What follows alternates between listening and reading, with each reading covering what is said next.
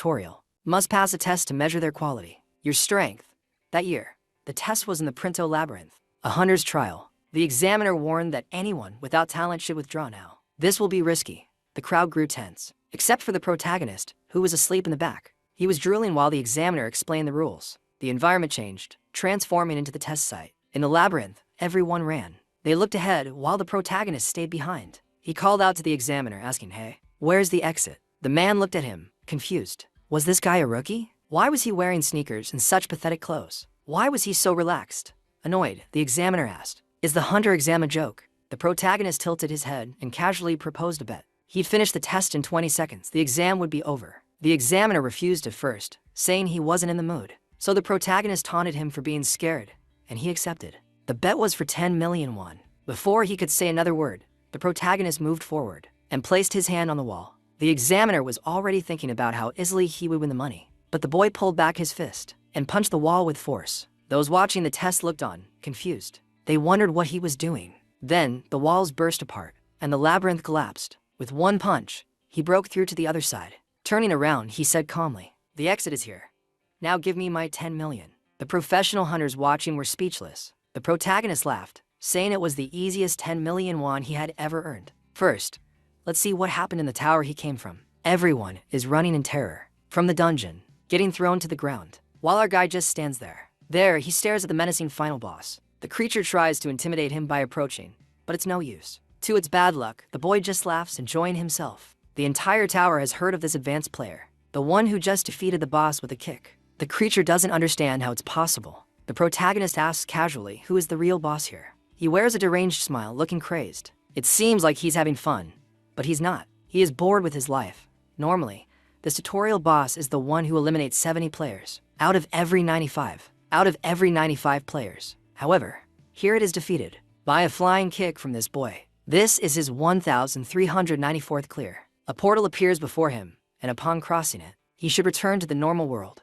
But for him, it's different. Instead, he is sent back to level 1 of the tutorial. He starts to laugh, almost losing his sanity. On his knees, he screams at the tower, demanding it vanish, and let him go home. How many times does he have to do this? All his stats are maxed out, something impossible for someone his age. 12 years ago, with his companions, he completed the tower. They were all excited to return to reality, but when he crossed the portal, he was sent back to the first floor. The tower said he was cursed. That's when he began to clear the tower, over and over again. Over time, he met others who were lost. He encountered other players, helping them escape, while he remained trapped behind. 12 years passed like this until one fateful day he finally defeated the boss and the entire tower exploded. From the tower's explosions, a portal appeared. The boy stepped out after 12 years and maxing out every possible stat.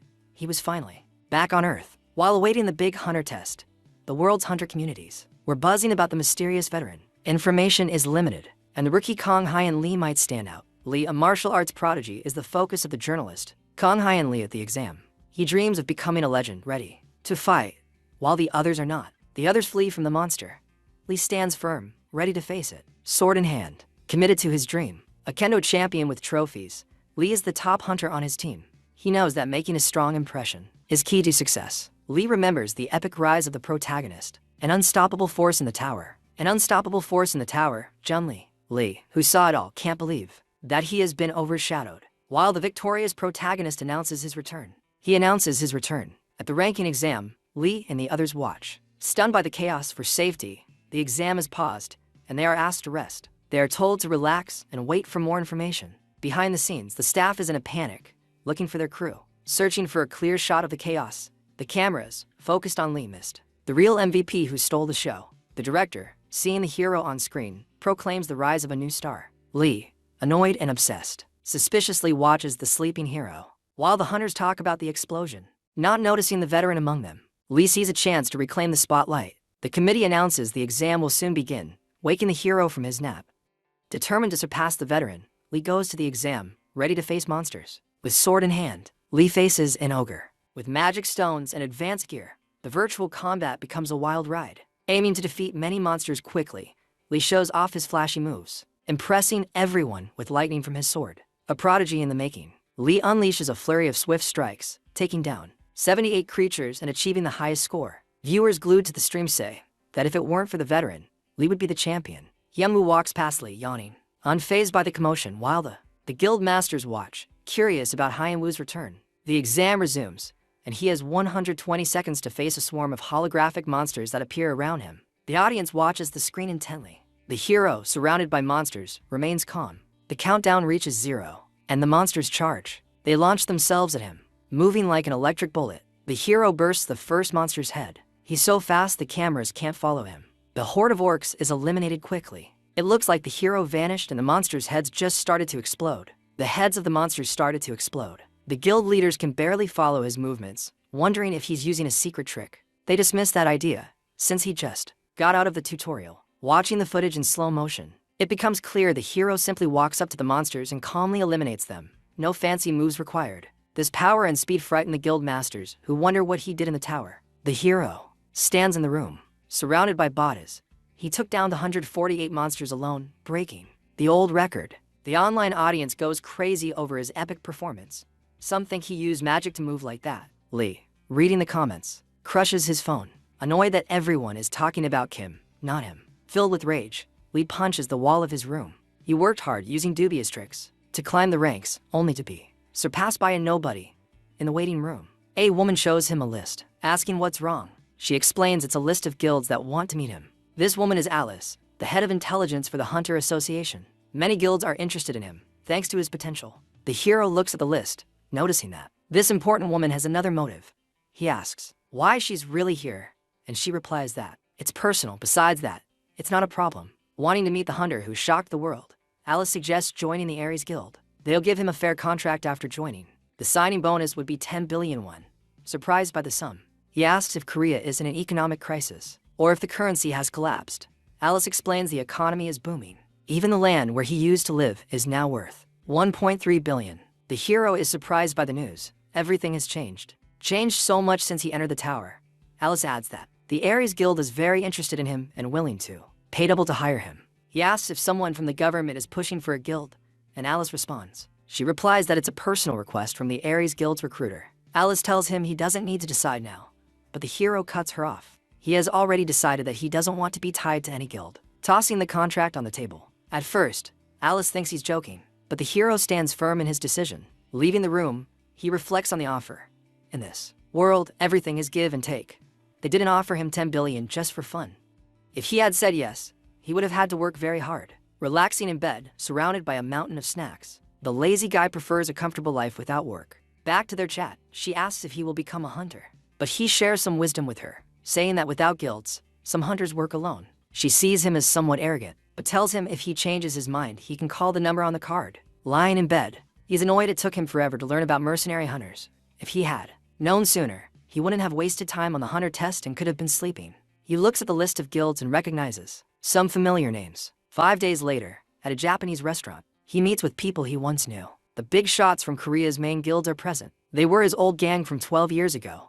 Bakwon, who was his age, is now an old man. The shy Sejun has become quite the heartthrob. Seo Young, who was a bookworm, is almost a new person. He remembers how Sejun used to hide behind him, making him feel awkward. He also remembers the time Seo Young wet herself when she saw a banshee on the 14th floor, thinking she was lost. He's excited to see his friends again and enjoys his sushi, wondering how he survived 12 years without it. Do they remember the day they caught the merman and he kept singing that he wanted sushi? He even cut off the merman's tail to make sashimi. He was always unpredictable in that tower. His friends remember it was common to hear stories about him there. Curious, Kim asked about these stories, discovering that he's almost a legend, and his deeds in the tower are still shown on TV. This makes him a bit nervous. The things he did to kill time are now on TV. He wonders which ones. Since he did a lot of things, much of what he did was embarrassing. Once he completed a dungeon naked, another time, he did it disguised as a goblin. The more epic stories are when he beat a boss by moving to the rhythm of music, and the day he defeated all the monsters using only his feet from the 1st to the 10th floor. He feels like a monster. He's relieved the most embarrassing stories are left out, while the more epic ones are told. He enjoys his sushi. He says those were just things he felt like doing at the time. His old team, who already thought he was a beast after the evaluation test, now see it as confirmed. He says being trapped in the tower made him do many things, even take on a disciple. He remembers it was between the 50th and 60th floors when he found a boy who had been left behind in the tower. At that time, he thought about creating a martial arts style. Wearing a cape and a skull mask, he introduced himself to the boy as a mysterious monk. Then he began to train him, making him balance water jars on one foot, lift heavy things, and telling him to concentrate his chakra to break a pillar. It was all a sham, he just used brute force. He feels bad for the kid and is glad he wore a mask. He definitely doesn't want to run into him. He asks how things were outside, and they continue their chat on the way back. Back home, lying on the bed, he opens his status window again. He no longer sees the tutorial limit message. His age is 24 again, as if he hadn't really lost 12 years. Now his goal is to save money and live peacefully until his time comes. But while a bunch of messages disappeared, one remained, the one that said the infinite loop was eliminated. He finds a message for a mission that tells him to defeat 3 dungeon bosses at the same time. Someone calls from outside his room, opening the door. The doorman says there are people from the Ares Guild who want to see him. The protagonist says he's not interested, but the doorman insists. He sees they won't stop bothering him until it's clear he's not interested. He follows the guard to where the recruiter is waiting. On the sofa, a guy in a suit with a guard behind him is waiting. Kim gets straight to the point, saying he already made it clear he won't join any guild. The man introduces himself as Byung-ho Kong, the head of human resources for the Ares Guild. Byung-ho asked if Kim can really level up as a hunter without a guild, saying there will be no unnecessary drama if Kim joins Ares. He gets the vibe, asking if they really came to his house to make threats. The guard gets annoyed by Kim's sarcasm, but Byung-ho tells him to calm down and not do anything foolish. Kim says he knows their guild's reputation, calling them scoundrels who monopolize half of Korea's dungeons. Talking with his old team, Kim learned something.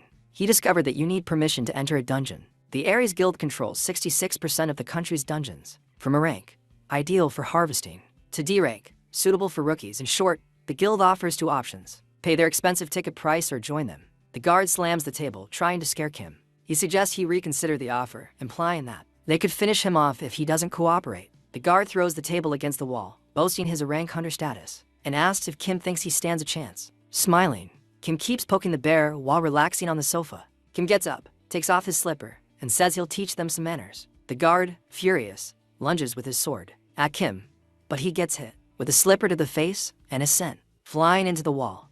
Byung-ho is terrified.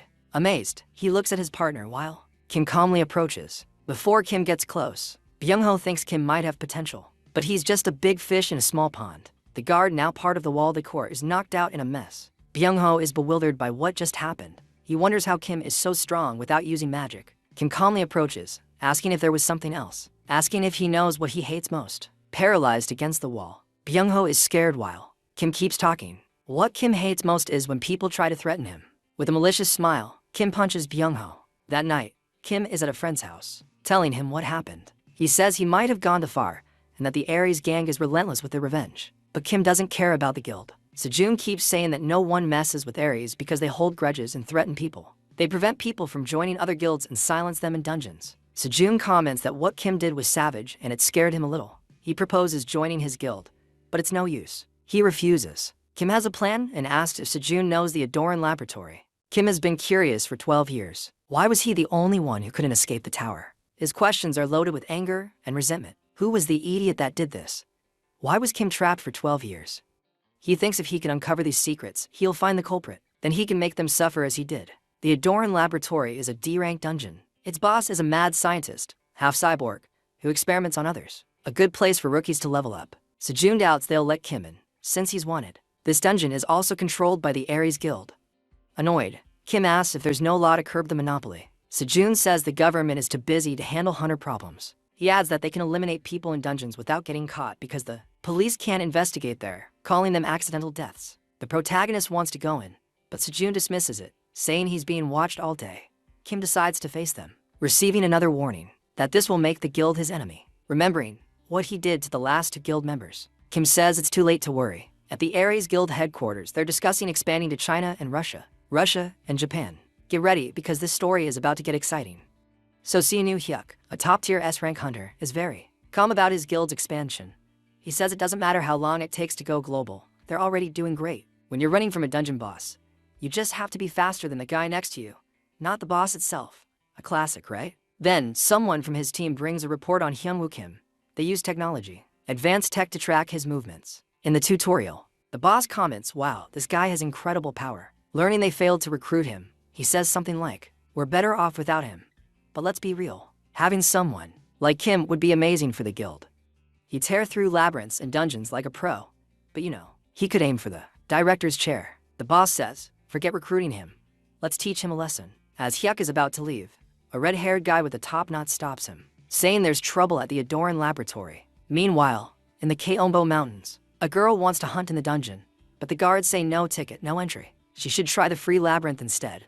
One guard is being a total creep, telling her to come closer, giving her his number to let her in. Then they run into our hero, Kim. The guard says, "No bathrooms here, buddy. Find a bush." Kim replies, "No, I'm going into the dungeon." The guard laughs at him. The guard thinks it's a joke because it's too dangerous. Kim is fed up. He takes off his sandal. The guards are like, "What's going on?" Kim challenges them, and when they approach him, when one tries to shoo him away, bam, a sandal to the face sends him flying. He goes flying. The other guard is shocked. The guard is like, "What just happened?" And Kim says, "Hand over your shoes or you're next." Just like your friend. Now sporting some fancy shoes that cost a fortune for their weight reduction magic. Kim says they're comfortable. He even gives back their sandals, saying he's not a bad guy. The girl leaves, and the guards stare at the remains of the sandals. At the guild headquarters of the Seoul Guild, Lee is furious with Sejun for letting Kim go. Sejun says calmly, "Kim is unstoppable. I could only warn him about the Aries Guild." He remembers that the Aries Guild is just like Kim, usually calm but becomes a wild beast when provoked. When provoked, Kim is checking out his new sneakers while his friends tell him not to worry. After talking about the Aries Guild, Kim asks how they are, surprising Sejun. In the dungeon, Adoran is looking for test subjects and a group of adventurers is spying on him. They're discussing what to do, since the Aries Guild doesn't care about the boss because it's not profitable. They think they could take him on, but the young woman doubts their abilities. They did their homework and found the boss has high defense but weak attacks. If they can wear him out, they might win. As they prepare for battle, they see someone. They see a guy approaching the boss, and they all get worried. They ask, "Who is this brave soul?" 12 years ago, Kim's friends learned something. They learned about his tough childhood in an orphanage, where he was told to keep his head down and not show he was an orphan. After his parents' death, his cousin left him at an orphanage and took his inheritance. Maybe that's why he lost trust in people. Though he's usually calm, if someone tries to boss him around, Kim holds a fierce grudge that he doesn't hide. The giant half-cyborg monster wonders what to test first. As he sparks his blades, the protagonist tells him not to move, for the monster to calm down.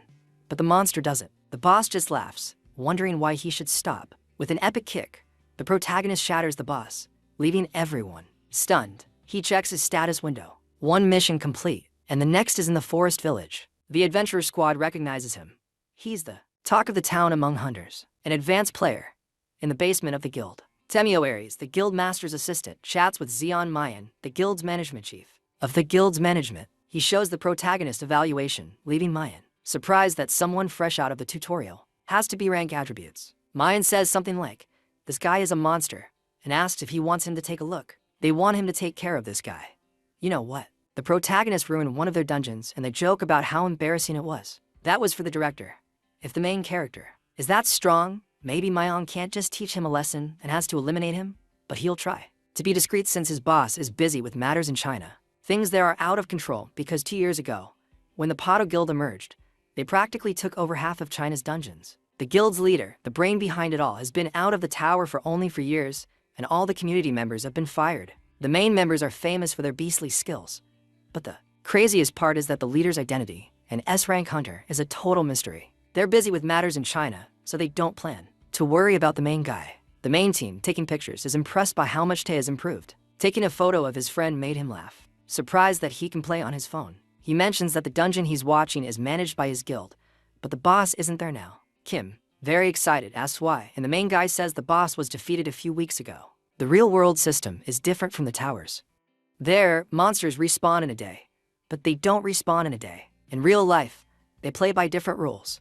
Normal monsters respawn constantly, but the boss is a monster that cannot respawn. It takes longer for the boss to return. The main character is worried about waiting a month to beat him, but he's worried about the future. He calms down knowing it's only 2 or 3 days until it respawns. He asks when he'll register his rank at the Hunter Association.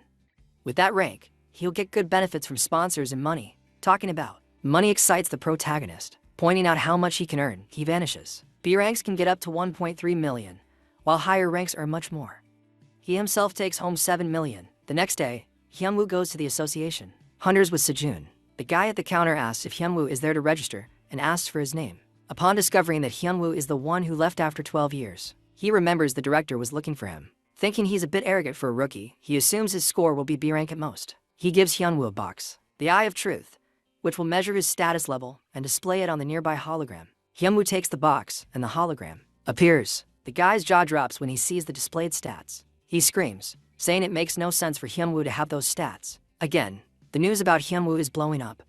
People on the internet are commenting that, except for Magic, everything is maxed out. All his stats are a rank, and there's no one else like him around here. On the way back, Hyunwoo is shocked at how quickly news spreads online. Sejun says it was inevitable, because besides his impressive stats, he also caused a stir in the Ares Guild's dungeon.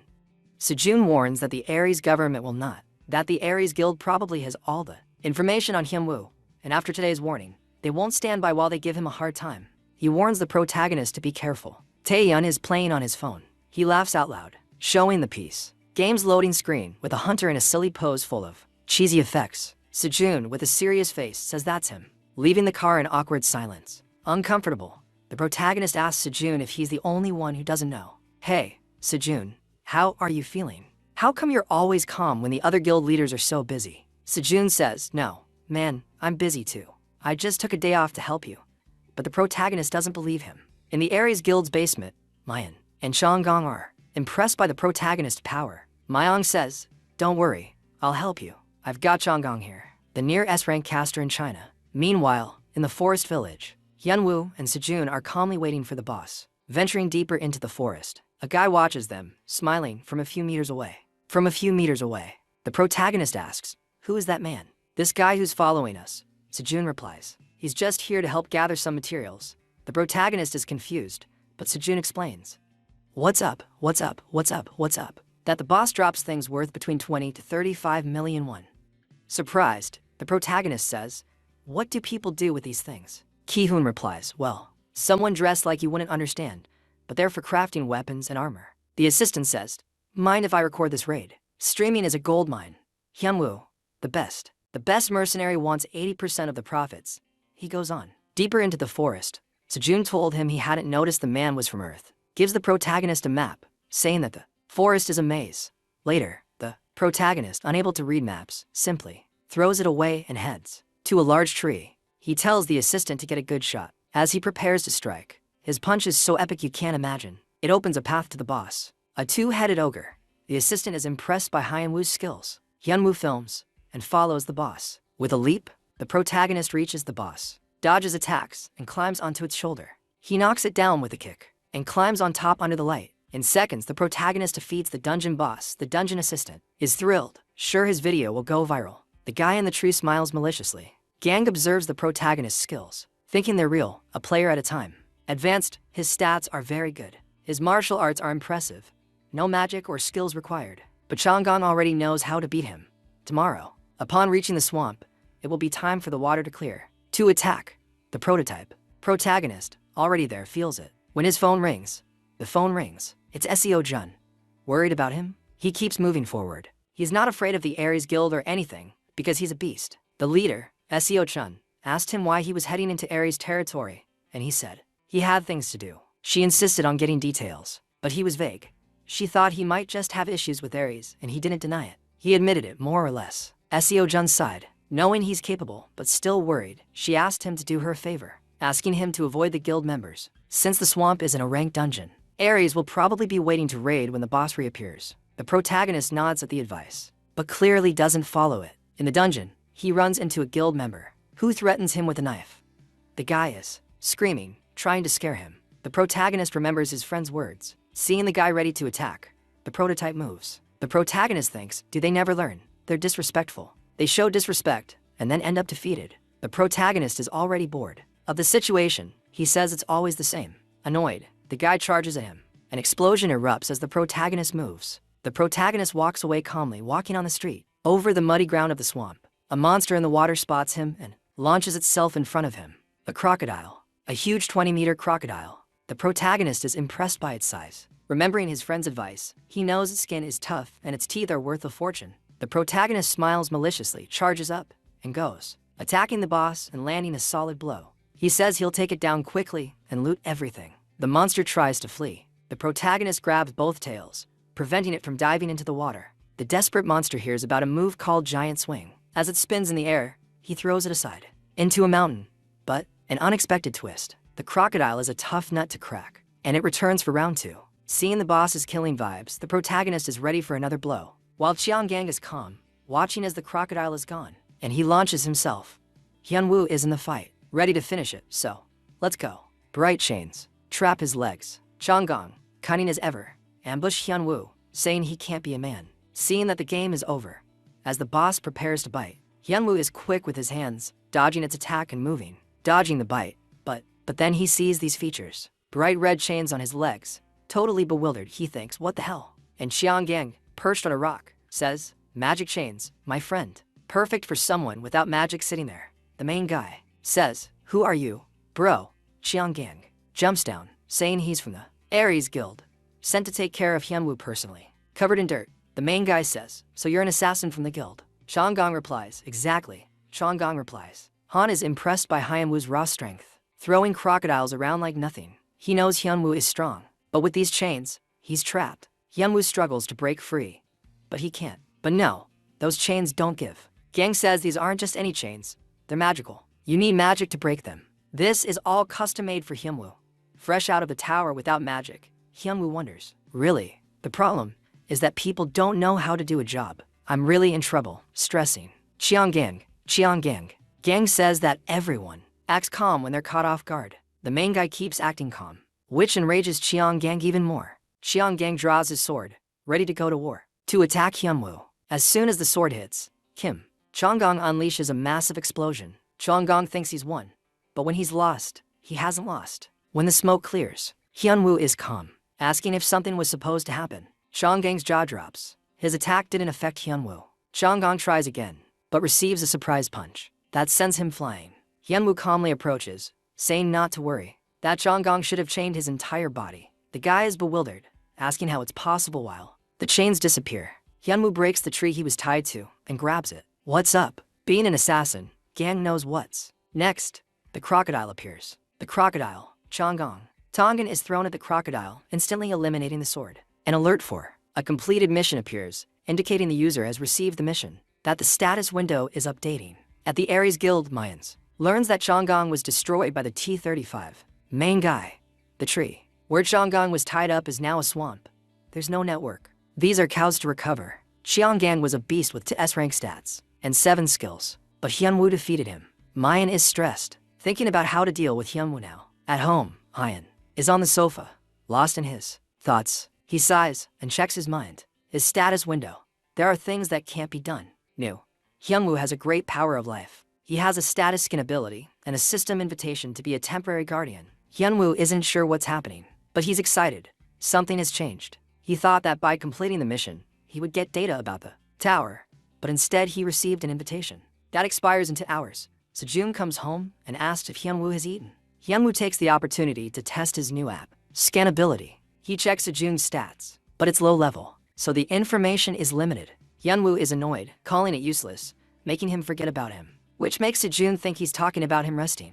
On the sofa, Hyunwoo waits for the system update next year to learn about the tower. When the clock strikes midnight, everything goes dark, and Hyunwoo is teleported to a room. In the room, a woman waits, sitting at a table in front of him. With a neutral look, she greets him, saying she's his assistant, AV. She comments that as long as Hyunwoo lives, they'll see each other frequently. The protagonist gets excited, believing he'll finally get answers about why he was trapped in the tower. Face to face with AV, Hyunwoo expects her to tell him everything. He asks for an explanation, but he learns that she only answers questions. For his first question, Hyunwoo asks who trapped him in the tutorial tower, but she can't answer because of the phone, because his status scan is too fast, too low.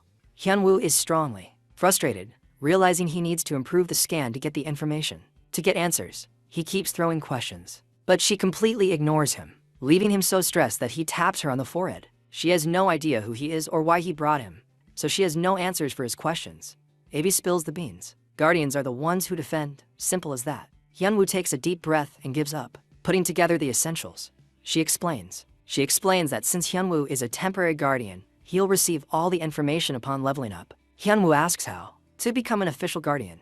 She replies that in 5 days, a crack will appear in his area. Inside, there's a key to level up your skin level. Grab it, and that's it. You're an official guardian. On the way home, Hyunwoo is thoughtful. He's ready to do what it takes to get the 41-1. The next day, Hyunwoo is with the guild masters. He announces that a crack will appear. Everyone was stunned. A crack means chaos. At the Aries Guild headquarters, the director is so angry he slams the table after hearing that one of his best men was defeated. He's furious, saying to spare no expense for revenge. The directors hire a mercenary stronger than the last one. I want Hyunwoo to disappear. Once Hyunwoo is out of the picture, the director will focus on the Pato Guild because their members are being eliminated by a masked squad. Thanks. The protagonist's eyes are fixed on the camera. On a ring, a small ring, an item worth more than 2 billion won, found in labyrinths. The protagonist wonders what the difference is between labyrinths and dungeons. They say labyrinths have cool artifacts like this ring, while labyrinths have cool artifacts like this ring. Dungeons only offer monster loot and magic stones. They comment that this ring has ancient, immense as if it were from a game. Using his skills, Hyunwoo discovers the ring is a Class A item with pyrokinesis, but his low-level skills can't see much more. Feeling that his skills are a bit limited, Hyunwoo thinks that once he finishes his mission, he should visit a labyrinth. He remembers his chat with AV and asks if they know about a crack, alerting everyone. Typically, a crack. A crack is when the ground opens up and monsters swarm out. People who have seen it call it the gates of hell. AV was so calm that the protagonist thought it wasn't important, which annoyed him. Hyunwoo wonders, what if a crack opened in Korea? Everyone is thoughtful with everything they can be, aware that they could stop a low-level crack, but it would still cause destruction. Some guilds would try to fight the crack. The Aries Guild would probably send nobodies and say they saved the day. The protagonist looks at his plate and tells everyone, tea and rest for the next few days, leaving them confused. A few days later, at the airport, people feel a small earthquake. The intensity rises, and the ground starts to crack. A red crack slowly opens, growing much larger. Meanwhile, in a distant castle, a hooded figure approaches a large round table. He comments that the 9th class has awakened. A guy at the table asks if it's fully awakened. The hooded figure replies that not yet, but it's close. The timing is ideal. A demonic-looking guy watches Hyunwoo excitedly to see what he can do. At the airport, people are freaking out over the earthquake. Some remain standing, but others fall to their knees. A news helicopter hovers overhead, warning people not to leave their homes. To everyone to move, because of the crack. The airport is closed.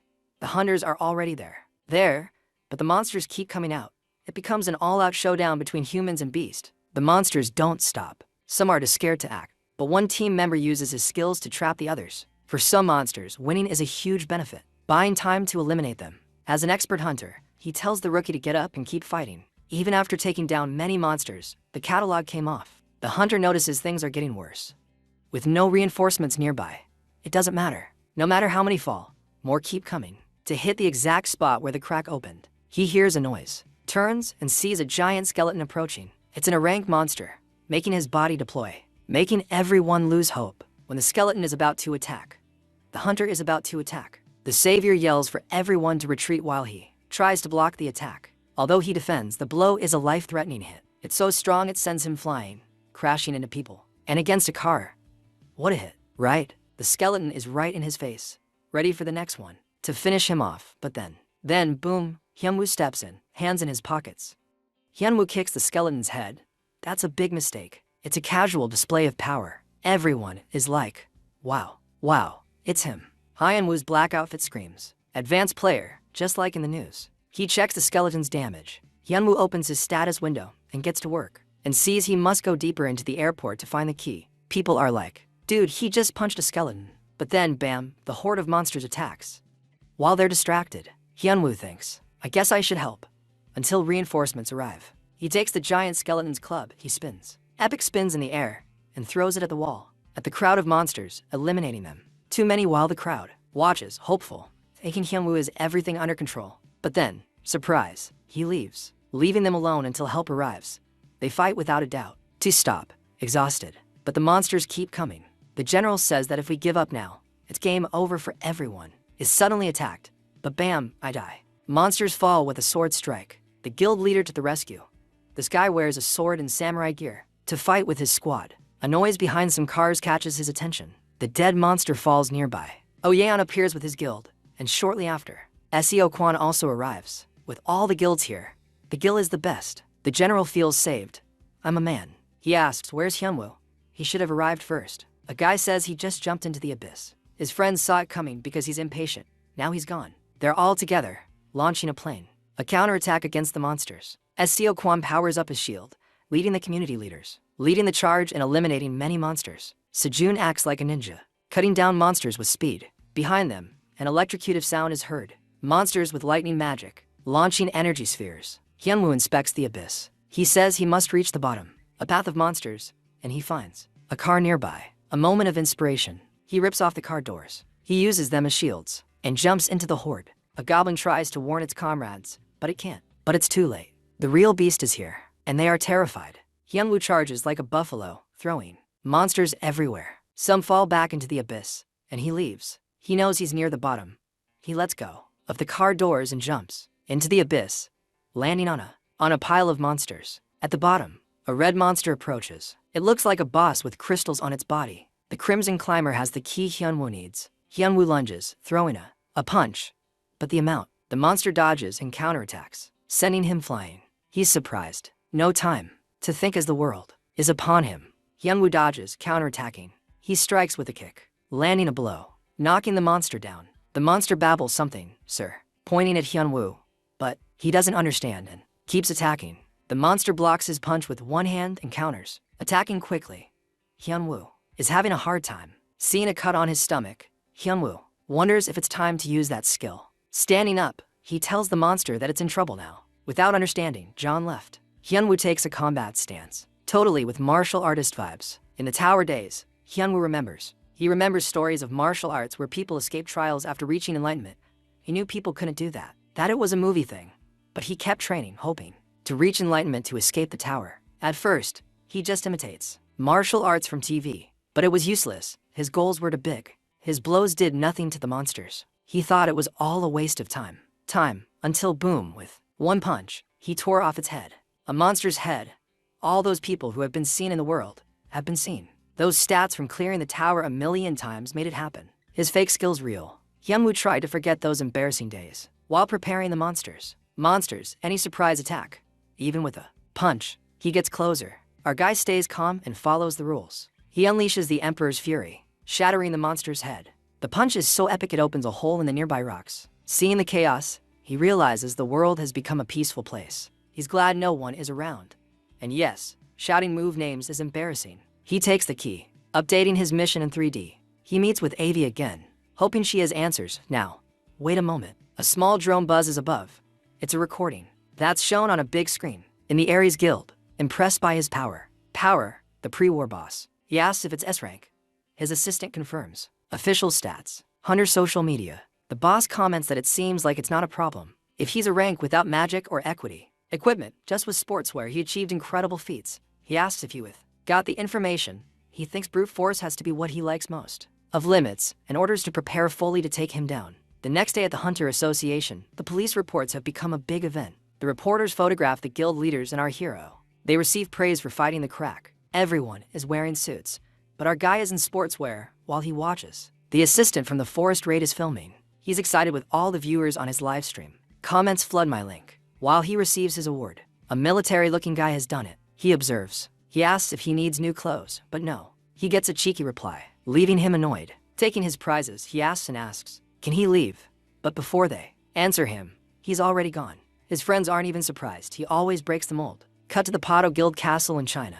A woman in a jacuzzi watches TV while he fights the red monster. She observes his movements. She's surprised. She gets out and tries. She asks for his name, his seat, his name. The assistant says it's Hyunwoo, fresh out of the tutorial. She asks for a full review of his history. The assistant nods and one of the assistants nods. A man in a white kimono enters. He greets her with news about the fall of the One Guild. She asks for details.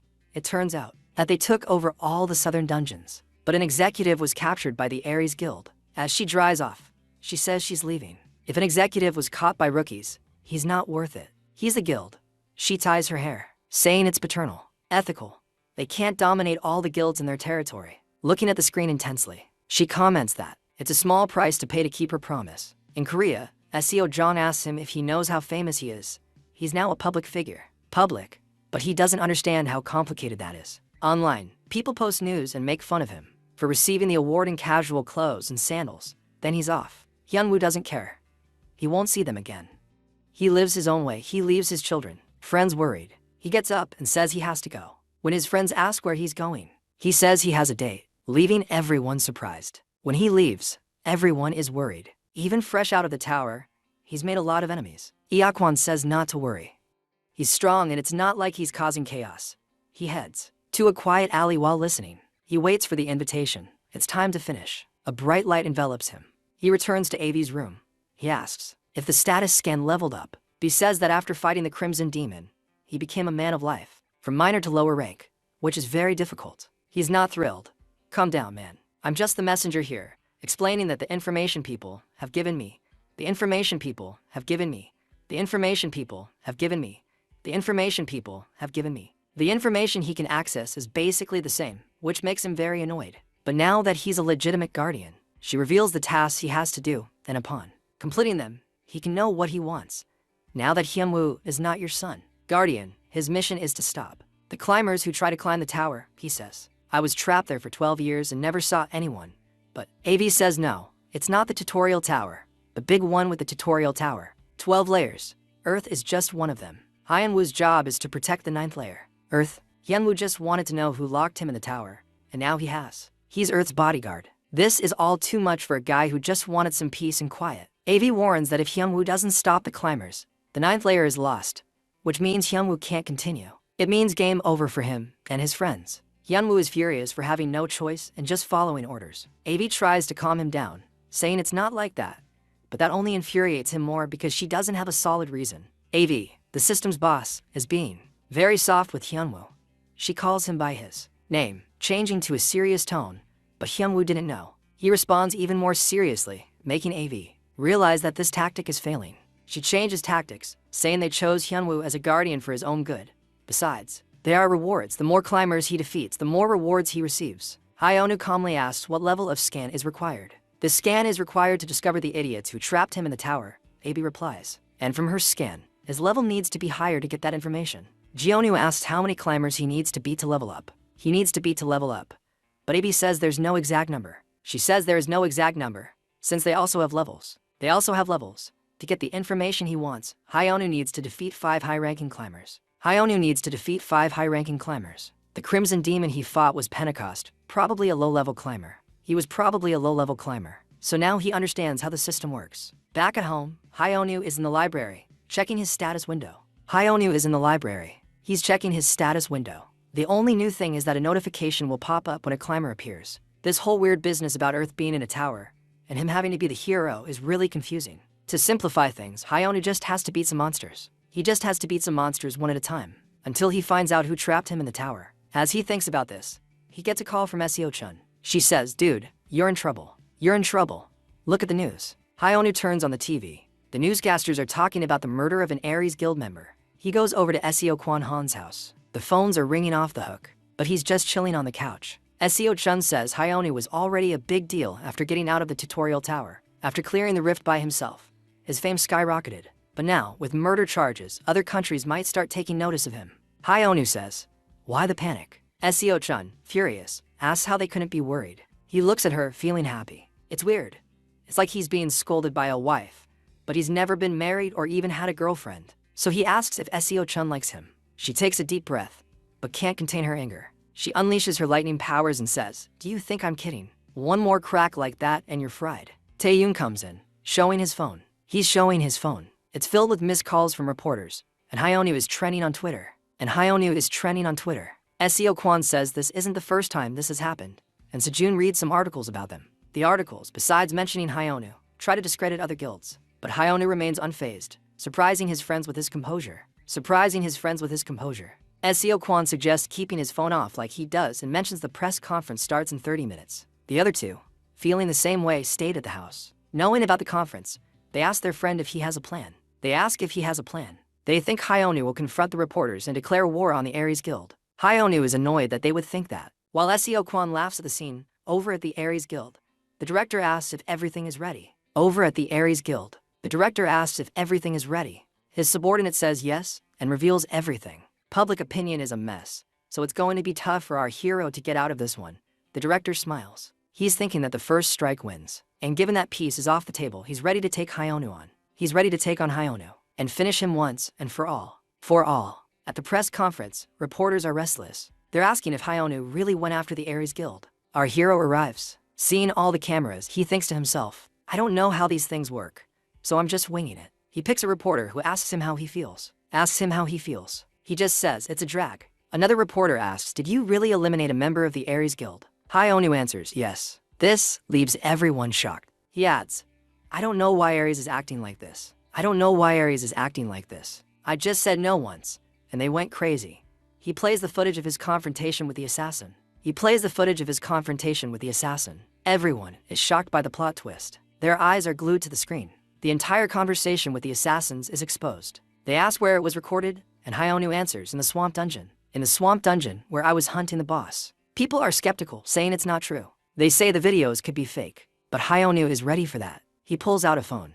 The assassin's phone. He doesn't know what's on it since it's locked, but he'll find out at the police station. He adds that as a rookie fresh out of the tower, all he could do was defend himself. Hayonu also says the assassin was devoured by a megabyte from a crocodile in an ambush. Everyone takes notes and posts online. Online, he leaves the press conference annoyed by the drama.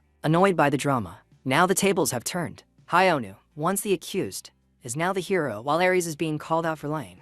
The director is furious. He's furious that Hayonu turned everything around with just a bit of audio. He thought Hayonu was all brawn and no brains. But he's not giving up. At a restaurant, his friends are impressed by his cleverness. They didn't think he'd get a recording and the assassin's phone. But Hayonu says the phone wasn't the assassin's. He just grabbed a random one.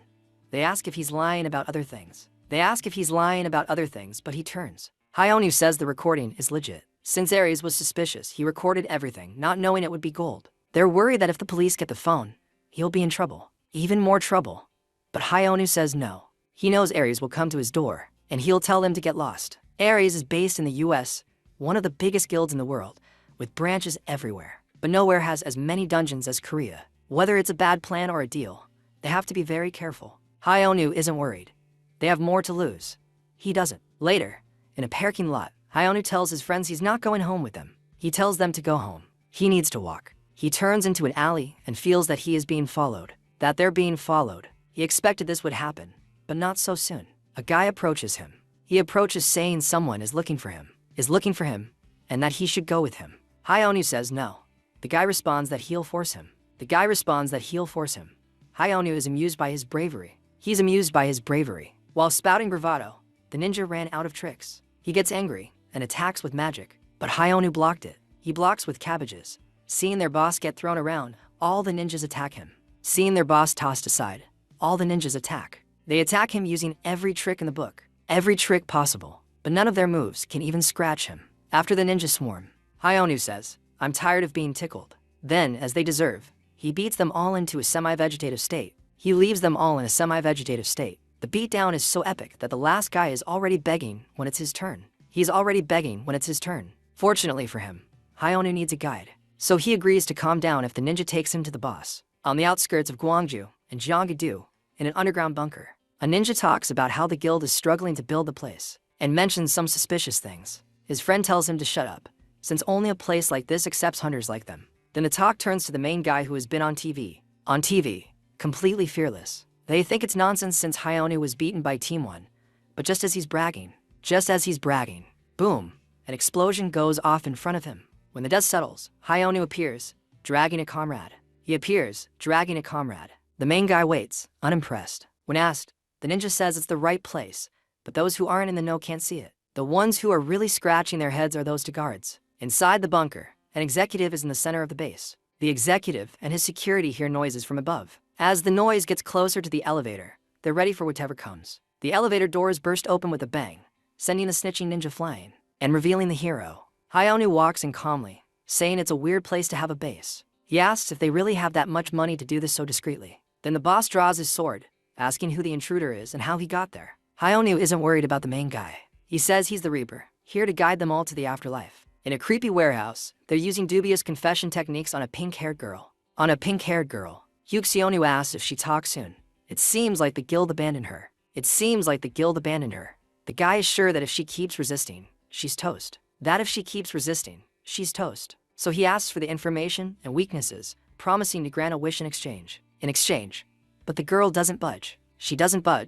And that irritates him. So Hyuk-seonu tells his team to go ahead with their business. One asks if the boss is sure, because this time it's game over. But he doesn't care anymore. He just wants her to pay for following orders. The masked man with the knife prepares to proceed. With the knife, he prepares to proceed. Luckily, before he goes totally evil, she's saved. She's saved as the door falls on the executioner. This time, Hyuk-seonu is surprised because the masked man came to him. Inside, the hero sees a captive girl. Then he jokes that Hyuk-seonu isn't cool for bringing someone else after inviting him. He wants to know how Hyonu is there when he sent his team to eliminate him. Then the protagonist says they took a break, just like the assassins behind him, and tells the boss to choose between talking or being buried. The boss is still stunned, completely paralyzed. His security, one of the trained assassins, steps forward to eliminate the threat. But it's useless. Hyonu handled the whole squad, so a single guy is no big deal. After taking out the security, the hero went to the woman's house. He jokes about why they're so hostile to a guest, which clearly starts to drive Hyuk-seonu crazy. The report had said the hero was a rank, but the hunters here were at least B rank, with some ranks. But even those selected to catch him, who were almost S rank, were torn apart. The report did say he beat the Rift boss alone, though Hyuk-seonu wanted to think it wasn't a big deal. Now it's clear the main guy is S rank, definitely top tier. Although he's also S rank, just not as high, he could easily lose. Hyonu snaps him out of his thoughts, asking if he's deaf. The hero asks if he can decide soon whether he wants a beating or a chat. So, naturally, the boss gets irritated. But not being a fool, he calms down and decides to talk. Until he figures out the protagonist's power, he knows not to act rashly. However, after sitting down, Hyonu asks if they can start with payment as a hook. Hyuk-seonu doesn't quite get it.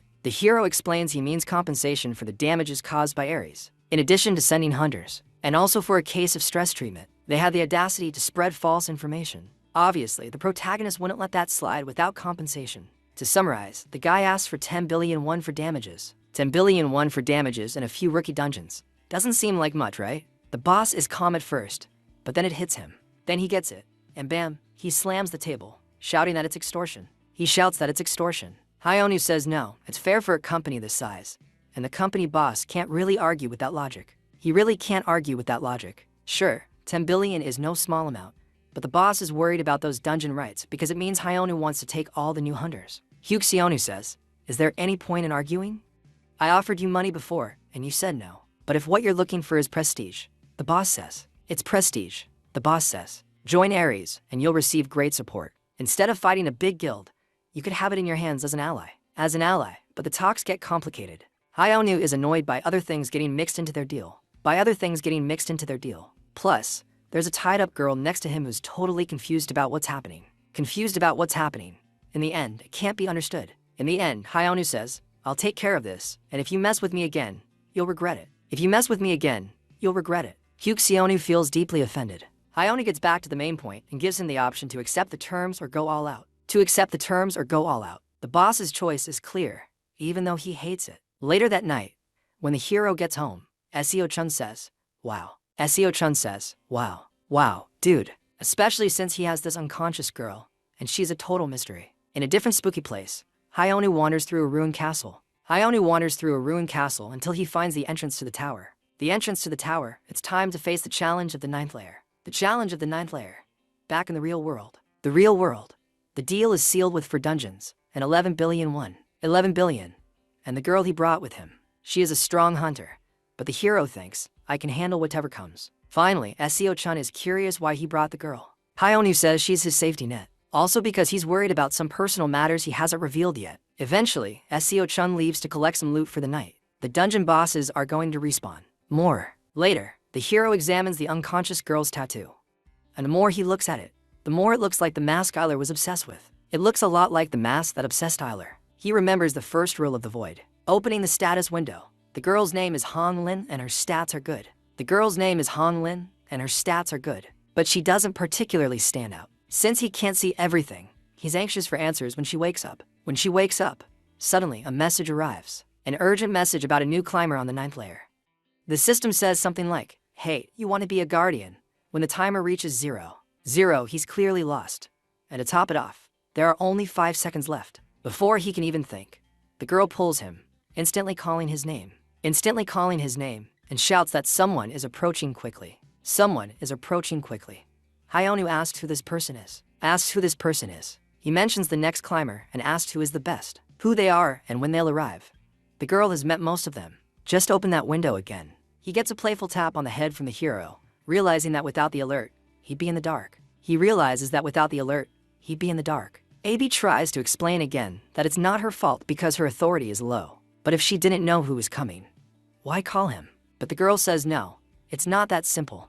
I need a favor. The context is that this player is tougher than the last one. The player is tougher than the last one, and the Guardian has to prepare for what he needs to do. The girl suggests he awakens his mana to get some support. She wants him to awaken his mana to get some support. Hyonu is excited to face a strong opponent, but AB says if he loses, the world is lost. If you lose, the world is lost. Finally, she insists the hero won't win without magic, but he can't use it. Even when asked, he doesn't know a rift is happening. He's not clear on the details, but a climber focuses on skills and achievements. In short, Hyonu knows an intermediate climber is coming, and he's in trouble without information. Hyonu knows that an intermediate climber is coming, and he's in trouble without information. AB covers her head, screaming for them to stop bothering her. He thinks treating a cute girl badly is rude. Sadly, the hero reveals that his parents died in a car accident when he was a child. The girl apologizes for being inconsiderate when she should have shared some wisdom. Well, the hero takes it in stride. No problem, AB thinks that Hyonu might have a sensitive side. At the Orang Guild skyscraper in Gwangjinu, someone shouts, "Hey, what's going on?" He says this magic trick must be a scam because he can't feel the mana vibrations. It turns out Hyonu is venting because he could be doing his own thing. Seo-chan is skeptical because he's never heard of a hunter winning without a mage's support. That's why, in his opinion, a mage like her is key to channeling mana. Suddenly, Seo-chan appears, asking what's up. And since it's the fourth day, it seemed like he was there to criticize the hero. No, he just came to drop off a message from the hunter team. Hyonu founded a guild, surprising everyone. He already has some dungeons, he just needs to look for other things. The guild is called Guardian, and the person he brought is still unconscious. He even jokes if she has become a vegetable. But fortunately, no. It's just a matter of waiting. But since she's been trapped like this for days without feeling mana, he doesn't know if it's working. Chun suggests finding someone who can connect to the mana source. Someone like Nakagawa Yasumi. And since the hero is lost, he explains that she is the head of the Asanami Guild in Japan. She has an impressive skill called Blood Flow, which can control blood and boost stats. That's why the hero is excited. But going to Japan just to meet her sounds complicated. And it would be more annoying if the hero accidentally ruined the magic circle. Which, unfortunately, is just what happened. Hyonu yelled at her to calm down and promised to fix it later. Outside the intermediate lab in Sujinami, Tokyo, Japan, the head of the Izanami Guild, Nakagawa. Yasumi is called to help with the screaming. Right in front of her, a strange dimensional rift approaches. She shouts at her squad to move, but they're too slow. For the attack. Sadly, she's the only one who dodges and survives. But she's clearly shaken by the chaos. There's no time for tears, because the culprit approaches with a sword. Seeing this, Nakagawa nervously asks who he is. Who is she? Then, although she luckily dodges his sword, the young man says he'll reveal the secret. Finally, he wonders which of his nicknames to use. Some call him a climber, others a destroyer or the god of lightning sky. But his real name is Chianma, and that's the last thing Nakagawa hears.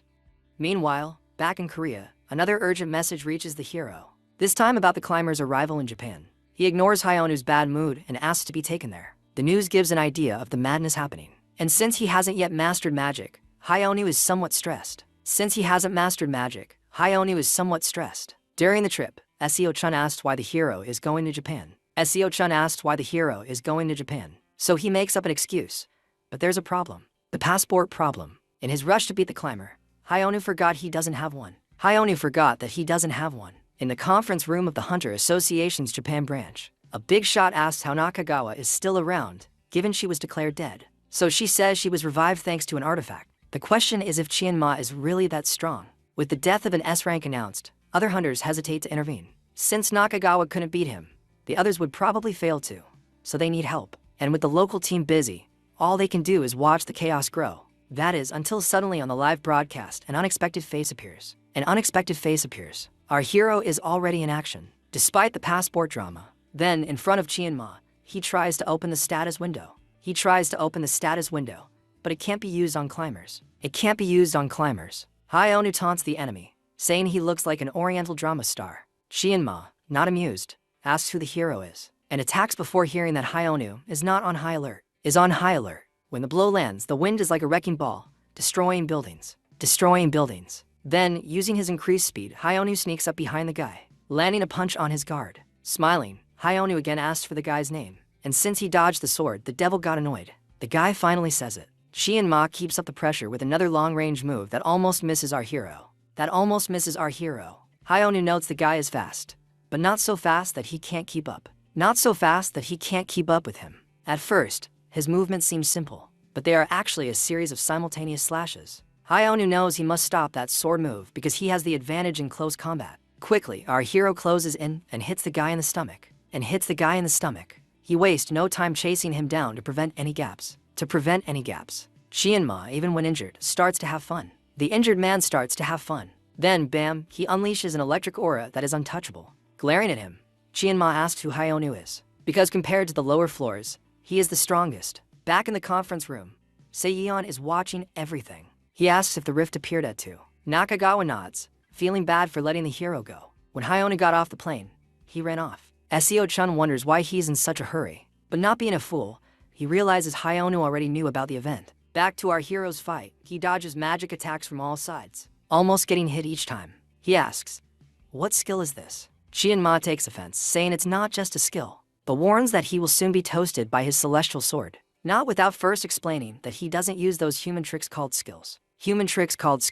Seeing the situation, Hyonu knows he needs to dodge, but he's puzzled because moving away gives the guy a long-range advantage. So, he does the opposite. He grabs the guy's kimono and gives him a brutal headbutt. While Chien-ma staggers from the pain, the hero changes tactics, executing a martial arts move called Absolute King. Hyonu isn't just fighting to survive, he's fighting to win. Chien-ma is back to 100% and ready to counterattack. Before anything else, he admits the hero is interesting and strong, so he gives him credit for being the first one worthy of a technique he's been eager to use. Challenging the hero to defend himself. Hyonu is impressed by the power. He runs to close the gap. This is why Chien-ma is the god of lightning. So in an instant, the celestial sword and lightning of doom mode strikes the ground. In the conference room, Seo-chun is terrified by this monster's enormous power. Nothing is left in the attack zone. But the hero is smart. Grabbing the enemy as he swung his sword. That lightning is still buzzing, rushing through his body. Although it seems like the end, it's the spark to unlock his magic. The hero is still trying to understand what's happening. What is happening as he backs away? Chien-ma has lost his patience. He wants to see if the hero's luck holds out in the second round. Hyonu admits the guy is strong because this technique is his creation. Chien-ma is a character from novels, and his story is about reaching the magical peak and mastering mana. In the end, the opponent asks if the hero will keep fighting, but the hero doesn't. The hero replies that this won't scare him. It sounds arrogant to the swordsman. Hyonu knows he can't win with strength alone, but he wonders if a few more lightning strikes could change the game. When he was trapped in the tower, he practiced many martial arts, but the Kirma Shingon was out of his reach. Those who mastered it were top tier.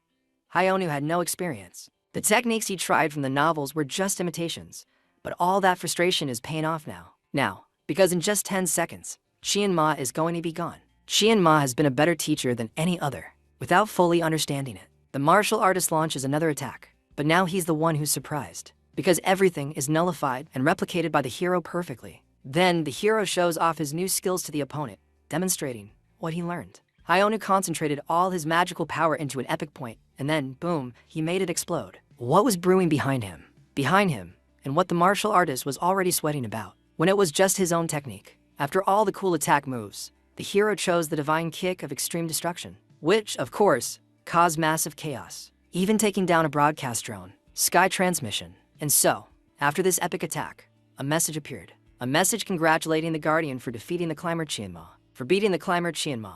Minutes after the climber fell, in Pato Castle, a relaxed girl sat on her throne. On her throne, she watches the summary of the hero's fight on a big screen. This was Mir Young. What surprised her wasn't the victory, but seeing her master there. She remembers the days in the tutorial tower. The girl fought hard against terrible monsters. She was about to give up, with no hope or energy left, but in her darkest moment, her master appears.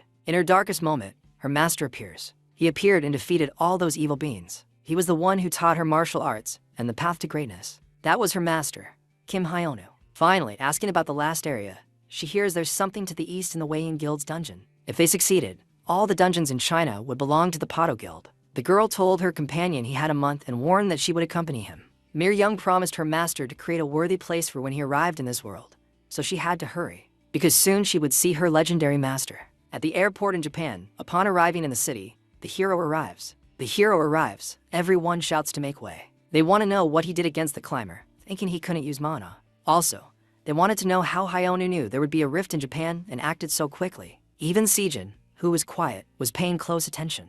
But the hero just left the task of answering to the guy. By the time the reporters understood what was happening with the men, the hero had already run off. Back home, Hayonu finally has time to relax without interruptions. He has time to relax without interruptions, especially since he trusts Seo-chan to handle the chaos. Surprisingly, that mysterious girl is on her feet, and the first thing she does is bow and give a sincere thank you to the hero for saving her life. A sincere thank you to the hero for saving her life. The girl's name was Han Lin. She mentioned being an officer of the Pato Guild, kidnapped by Ares in one of their dungeons. What really puzzled him was the tattoo on her shoulder. Han Lin mentioned it was the guild's symbol because her master said only the sky was above them. Hayonu, on the other hand, wondered, what does that mean? But she had already spoken. Mir Young was a way to honor the one who was above all but the sky, and who was meant to rule with justice. However, the hero shouted at her to shut up, scaring the girl. Naturally, she asked if she had made a mistake, although he didn't voice it. He didn't express it. Hayonu was annoyed because it was another of his slip-ups. He didn't understand how he allowed the nonsense he did in the tower to be spread by someone else. Back then, he thought that if he mastered martial arts, he could break free from the tower.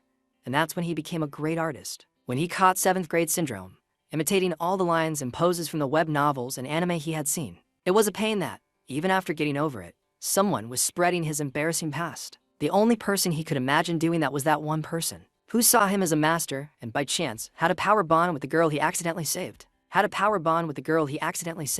Hayonu's most ingenious plan was to send Han Lin back. With a note for the guild leader, asking him not to follow him. Dias disputes, tras enviar a la casa, la chica se quedo sin la. Kick it to China, on the Korean show Meeting Hunters. The host Hai Jong Lee greets and introduces the new sensation, Hunter Kim Hayonu.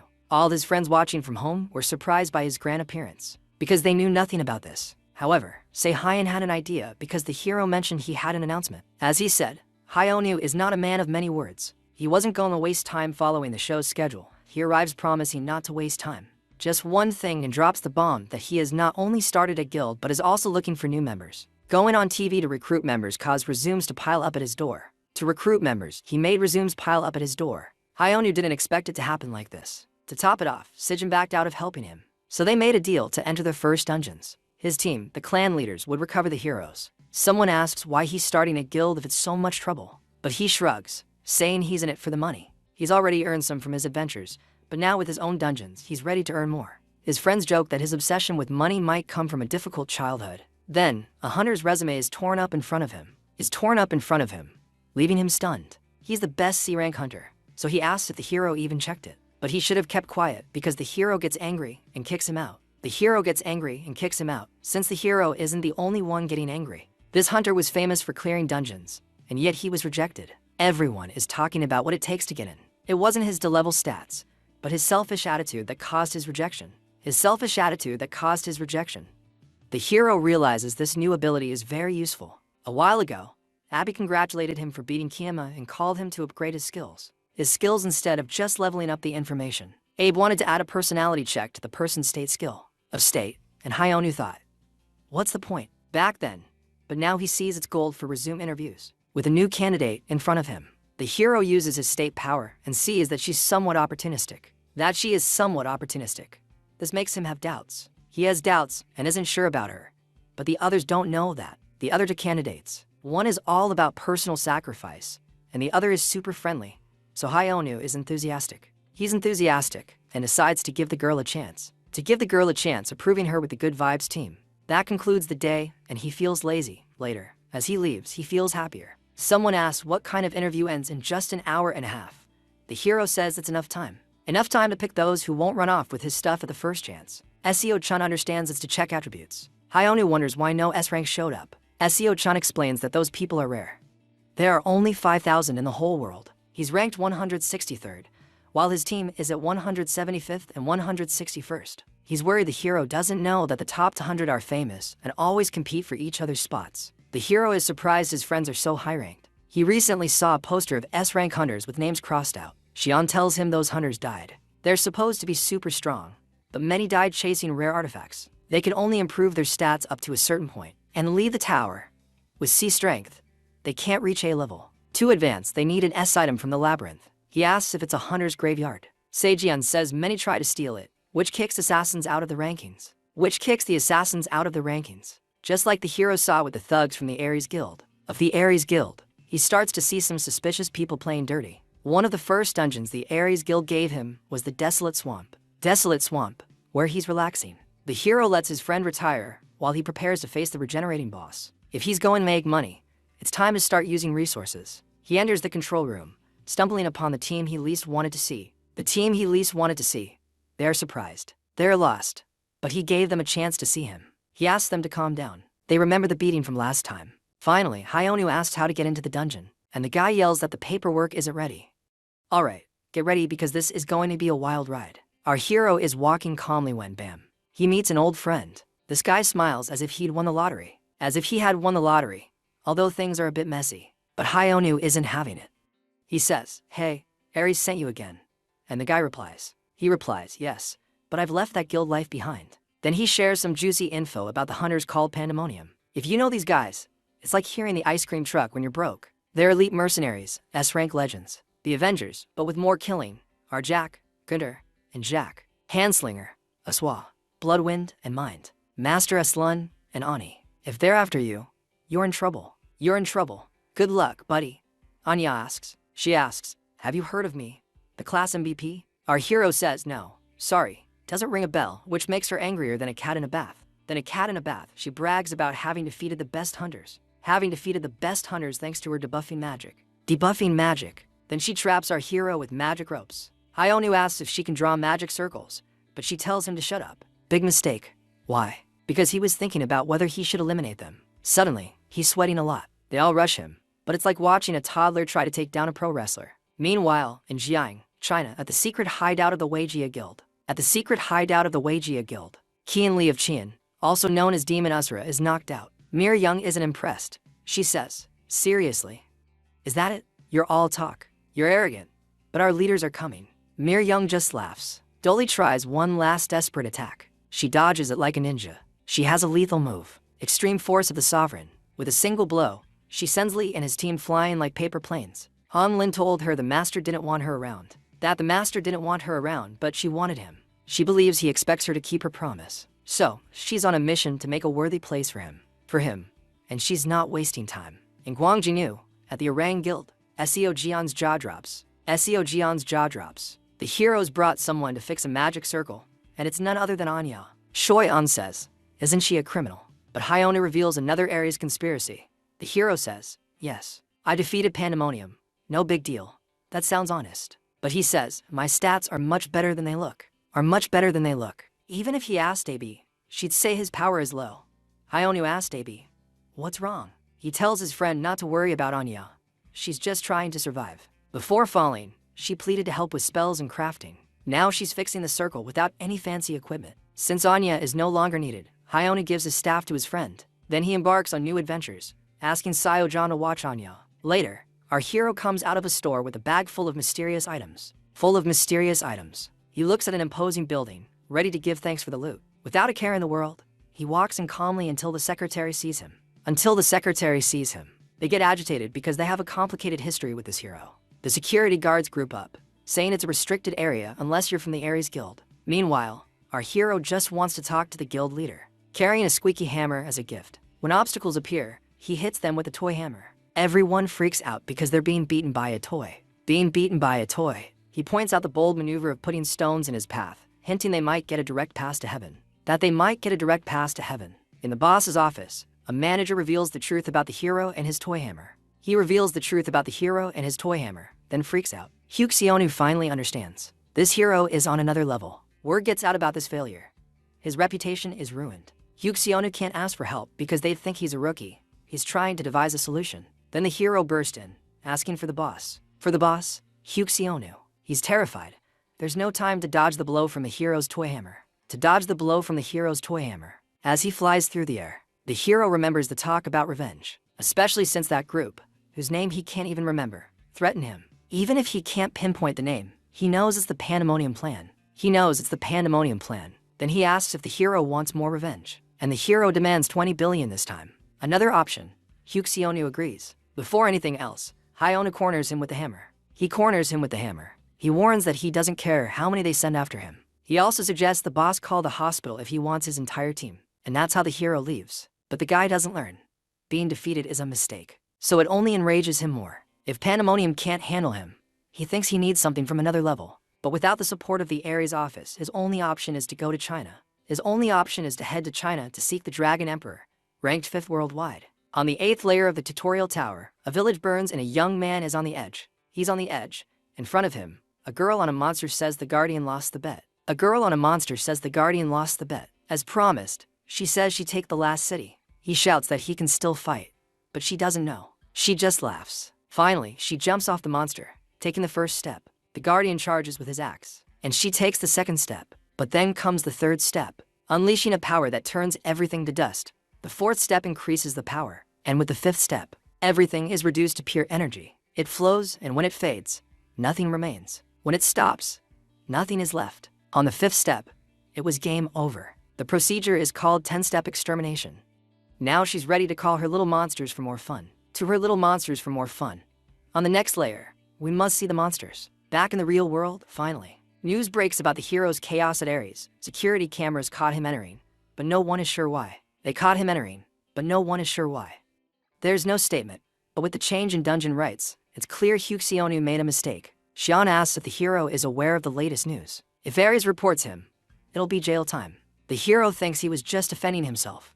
He used a toy weapon. A toy, so he thinks he's safe. He thinks he's safe. Then another piece of news arrives, this time about money. About money, and he jumps up. They're beginner classes in Japan, and since they're offering 50 million for them, Hyeonu says that although it's boring, he's excited. An urgent message about a new climber on the 9th layer. The system warns that the Guardian will be called when the hour passes. Hyeonu isn't thrilled about this new problem, especially since he's on his side job teaching rookies. They act weird. The hero apologizes and leaves to show how to face a boss with bare hands. But just then, he can't continue because he's teleported away. He can't continue because he's teleported away. With no options. Hyeonu says, "Why is there another climber here so soon? My power hasn't activated yet." She replies, "Oops, my bad," but reveals that he's leveled up a bit. And that's why she has the info on the new climber, giving him a warning. Especially since this time he's coming with a whole team. Hyeonu asks if it's going to be like that first monster in the rift, but AB says no, it's a completely different game. Low-level climbers like Arkir only summon monsters the system creates to help them. Plus, those monsters are discreet, weak, and not even real team material. Now he's a mid-level climber, but he's basically the boss of his level. And when Hyeonu asks if he's stronger than Kiyama, the girl nods. Yes, really. So they both think that if they overcome this challenge, their power levels will skyrocket again. Back in the real world later at the Orang Guild, Hyeonu burst in, asking how that magic circle is going. Seo-chun says, "Dude, stop kicking the door down already." Anyway, Hyeonu is checking if he's in top form. Anya says she's almost done fixing it, and believe me, it's going to be great. Then, Hyeonu has another topic. The girl mentioned her special ability was teleporting and drawing circles. Seo-chun says you could have left. Anya says, "What?"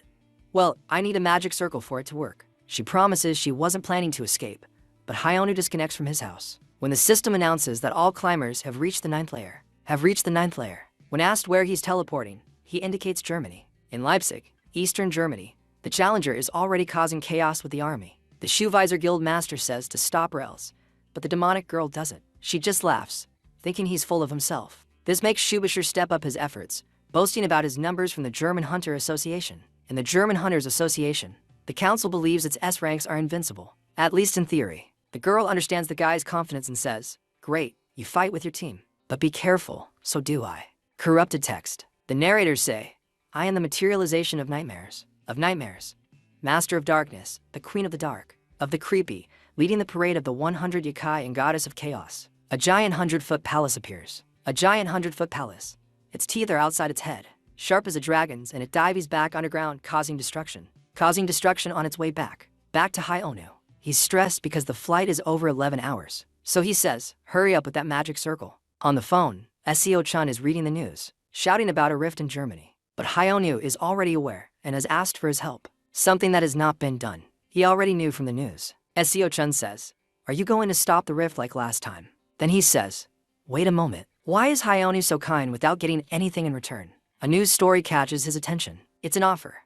The goddess of chaos, perhaps bored, proposes a bet instead of destroying everything. Bored, she proposes a bet instead of destroying everything. The rules are simple. She remained calm in the city for 24 hours, giving someone a chance to beat her and make life easier. To make her leave, either alone or in a team. Solo or in a team, if they can't stop her, she continue her tour of destruction. Hearing this at the German Hunters Association, Officer Christian Burgels emphasizes that war is not a game. German Hunters Association, Officer Christian Burgels emphasizes that war is not a game. A young man reports 20,000 casualties so far, with more damage accumulating. And sadly, the Hunter sent, both Class 32 and Class 6A, have disappeared. They still can't contact the top 5 international rankers. Anyway, the phone of the person in charge of reporting casualties rings. So he leaves. Already overwhelmed, he answers, not in a good mood. When he heard it was about reinforcements from the same hunter who took down Kiyama in Japan, he felt much lighter. Finally, after 5 hours of waiting, the teleportation circle is ready. The teleportation circle is at the science center. It was ready, and boom, Hyonu arrived in Germany. He was about to praise how convenient this magic is, but no. One of those monsters sees him. But Hyonu is faster. He stops it with a kick. He's more excited than you think. He runs along the monster's body. He runs towards its head. He delivers a full blow, saying they started by intimidating him first. With the main monster defeated, Hyonu asks where the short girl is. He asks where the short girl is, pressing insistently. Military drones broadcast the chaos, and everyone is looking for Hyonu. Until he appears in the middle of it all. The goddess of chaos asks if he's the first challenger. He wonders why she's so formal when she looks just like a kid, and that makes things awkward. Hyonu confronts her for making the offer after all this chaos. The idea of being blamed for the city's damage infuriates her. He says it's not his problem if she's arrogant or clueless. Normally she enjoys time with the first challenger, but she's tired of the Guardian's disrespect. She says it will soon be seen if he's really strong. A dragon lasted 5 steps and the self-proclaimed strongest only 7. Now it's Hyonu's turn to try his luck. With a sly smile, she takes her first step, then the second. Her city trembles with a strange energy, causing a stir. He feels the pressure building, realizing it's mana destroying everything. On the third step, he realizes her steps are the problem, and he must stop it. But the fourth step occurs. Then the fifth, causing more chaos. Hyonu uses his magic, ready for his strongest attack. He moves forward quickly, and bam. The sixth and seventh steps happen, increasing the pressure. Hyonu controls the mana, while the goddess's effects on him grow and tighten. He feels like his body is being torn apart. Seeing him continue makes the goddess of chaos applaud his strength. But she keeps going, completing the 8th step, then the 9th. Meanwhile, he strikes with the heel of the sovereign of extreme destruction technique, but he can't execute it properly, almost stopping at the 9th step. Still, that doesn't stop her from reaching her goal. The power of the 10th step, unleashing the full destructive release of the 10-step extermination technique. As he takes the hit, he feels the mana inside him almost explode, as if tearing him apart, but that great pressure ends and the girl leaves. She admits that the hero is impressive. He was the only one who made her use the 10-step extermination technique and still stay alive. That's why she congratulates him again. Since he held on, the goddess of chaos explains why the city wasn't completely destroyed. AB had warned that this climber would be stronger, but the hero didn't expect this much. Finally, she asks him what he'll do, because despite surviving, his power seems unstable. She asks if he'll beg for his life or maintain his dignity until the end. But he reminds her she forgot an option, the option of not losing. He gets up to finish her off. She didn't see it coming and is in genuine laughter. But she isn't sleeping. She decides to face him with all her strength, the mana she can gather.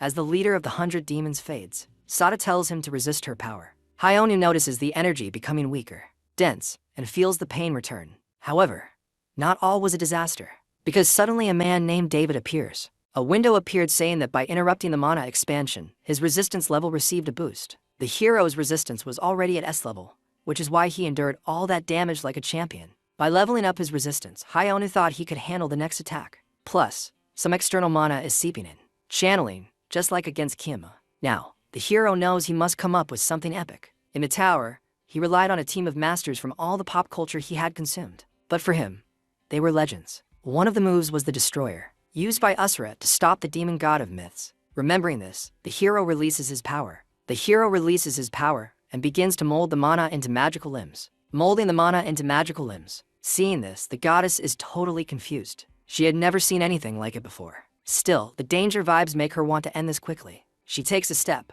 but surprise, it doesn't touch the ground. The limbs summoned by the hero blocked her. Hayonu, calm in the distance, extended his reach with that move and stopped the girl. On her second step, the same move blocked her again.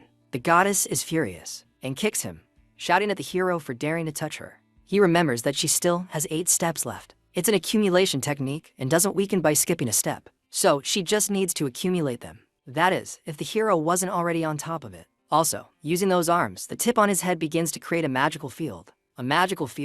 And before the third step, he launches a projectile. Little by little, the girl gets frustrated because her power isn't accumulating. More than that, it bothers her that a mere mortal is trying to interfere with her. In a skillful move, this time it's Hayonu who takes a step and manages to make his own step count as the fourth, which once again creates a beam of destruction around the hero. The goddess of chaos screams, saying this is the real deal behind her technique, and bellows that he won't be able to handle it until the end. The 5th step was about to happen, but the hero stopped it. The hero stopped it with his foot right on top of hers, stopping his wife in front of her and leaving her totally powerless to use the 10-step destruction. Hayonu mocks her power, which now seems lesser. Unable to accumulate destructive energy, the girl gets scared. Behind her after preparing a new move. Burrow says it's his turn to attack. In addition to his arm, for others made of mana, help create a magic field.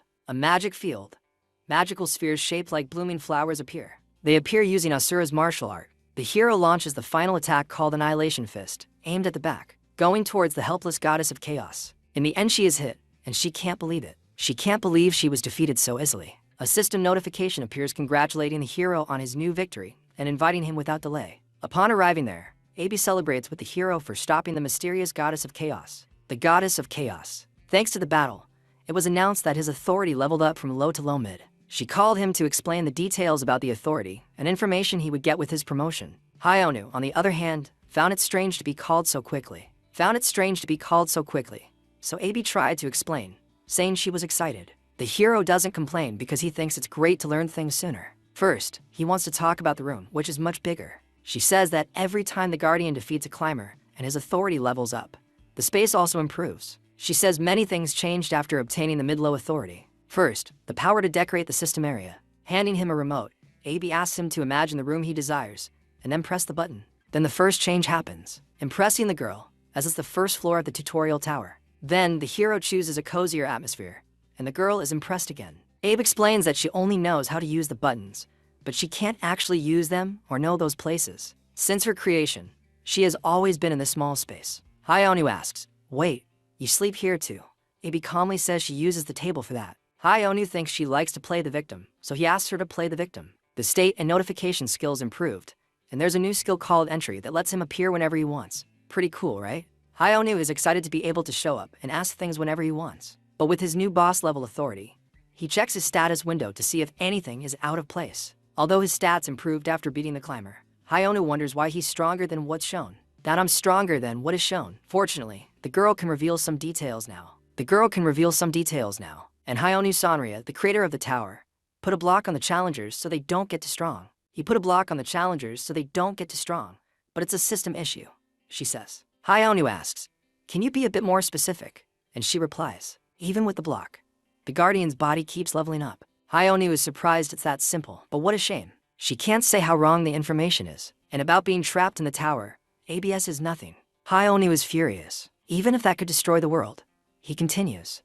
He says, "Let a high-level climber come already." At the Weighing Guild in Shanghai, China, the 17th rank, Hyunmu Hyunshin, is completely defeated by Mir Young. She thought it would be fun to face a big shot from the guild, away, but she just throws him to the ground and calls him pathetic. Mir Young asks, "Have what I asked for?"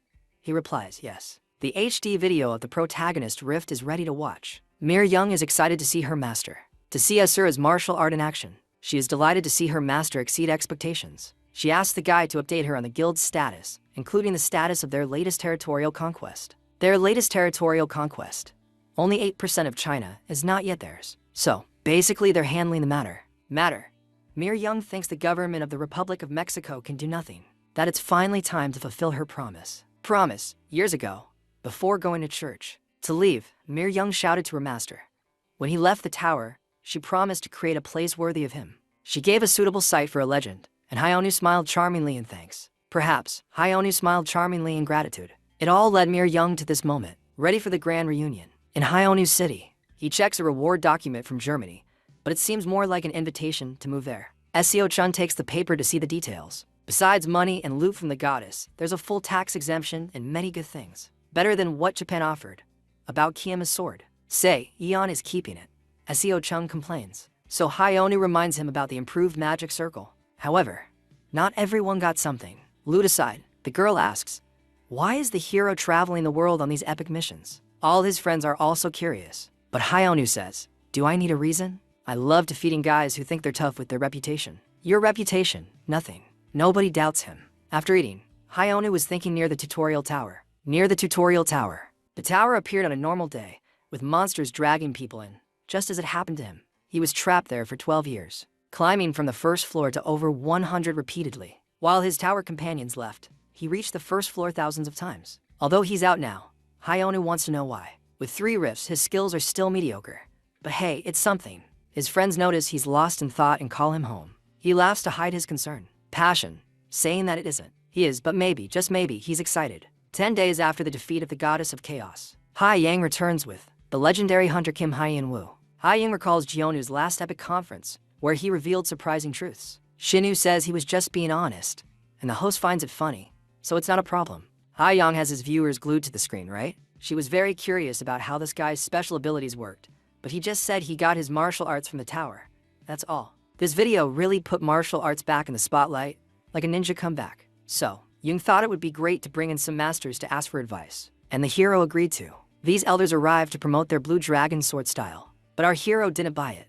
He knew they just wanted to get their son some advantage, so he slammed the ground and said, let me get this straight. In an instant, Hyen-woo took a master's sword and said, I am the real deal, not the arts, demonstrating it right there, and they hadn't noticed. He effortlessly limited the master's movements. The old man was shocked, and the hero said, watch and learn how it's done. Hyen-woo remembered reading stories with similar vibes. He nailed the protagonist moves and unleashed the technique. The heavenly dragon's glow. The power was so intense that the ceiling started to collapse on the set. When he finished, the hero said, I'm the boss here, not these amateurs. Then, someone from the crew called him. Surprise, it was Anya, now working an office job. The hero joked that she should do a decent job, and she nodded nervously. He reminded her she was still there because she was useful. He warned that he'd treat her like any other hunter, and she was fine. With that, the hero assured her everything was fine as long as she didn't betray him. And if Anya ever thought of running, her mischievous look said it all. But for now, he left, offering help if she needed it. She had been in the administrative role for 10 days. No complaints. The work was quiet, the pay was decent, but it felt strange living like this. Then a fax arrived, and everything changed. The transfer papers for Aries were ready. Meanwhile, at Incheon Airport, someone shouted for the president to stop. A young man asked if he really planned to confront the Pato Guild, even though it was risky. Hyuk Seon-woo was angrier than ever. The boss told the guy to shut up, reminding him they were in serious trouble. Hyuk Seon-woo lost his monopoly in power, ending up like those he had taken down. The boss made it clear there was no turning back. Hyuk Seon-woo was willing to risk it all, no matter what. The boss no longer cared about dungeons. He just wanted Pato to finish off Hyen-woo. In New York, near an elegant table, a guy said, did I hear that right? I feel like I didn't. Present there was Martin Brand, the founder of the Aries Guild, a young community leader. He said the South Korean branch transferred some dungeon rights. Martin commented that the president made a mistake, but everyone does. He also said it's not a mistake until it's fixed. So he told the guy to never report a problem without a solution.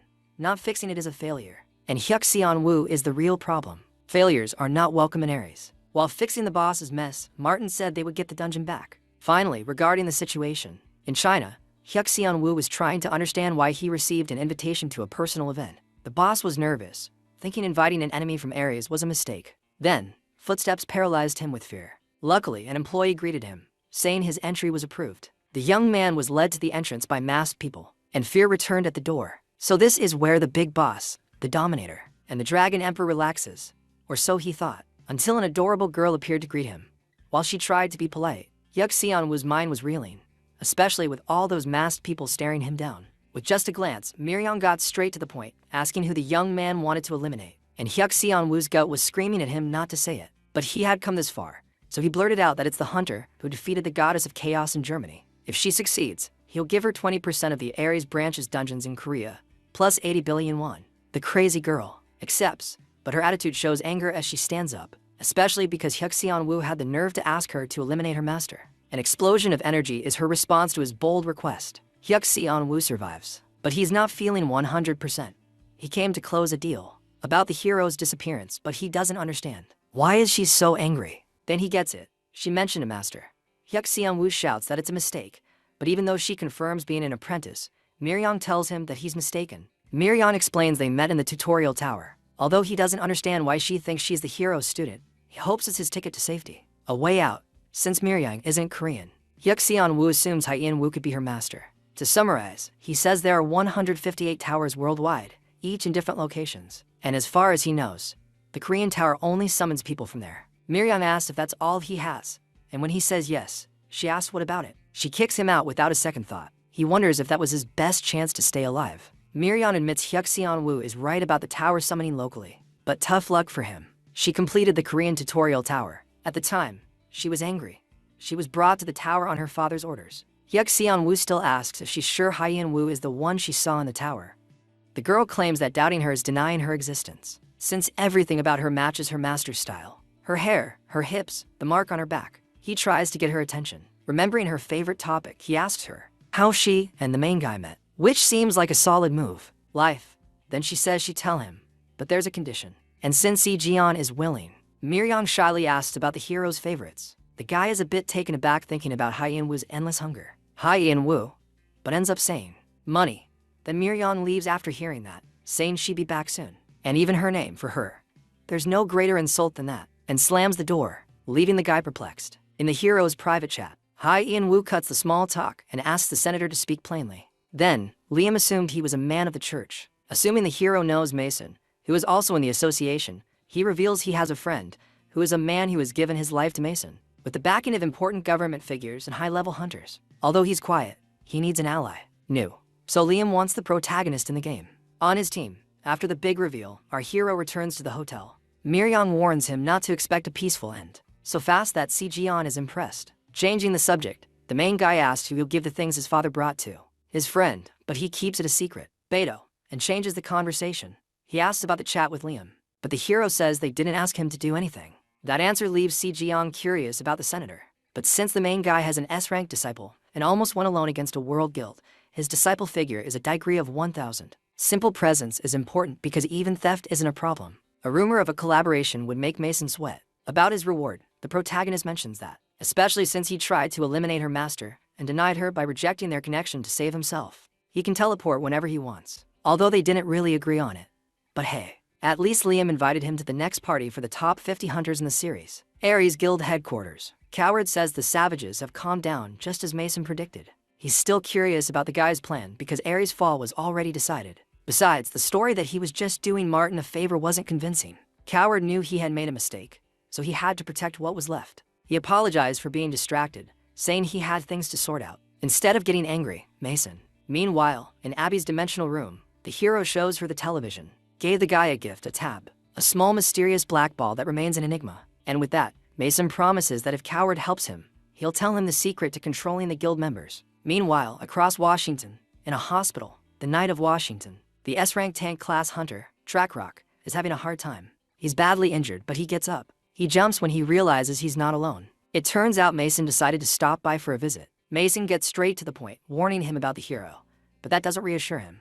He has never felt such pain using his impenetrable body, and it's very similar to Mushin's technique. At first, she wondered what it was for, but she soon got hooked. Speaking of the devil, Mushin appears asking if it's really that similar, and not to be rude, much more. Shin gives them a proper greeting. Alvera Muxin. Mason gets it. The young man's training is over.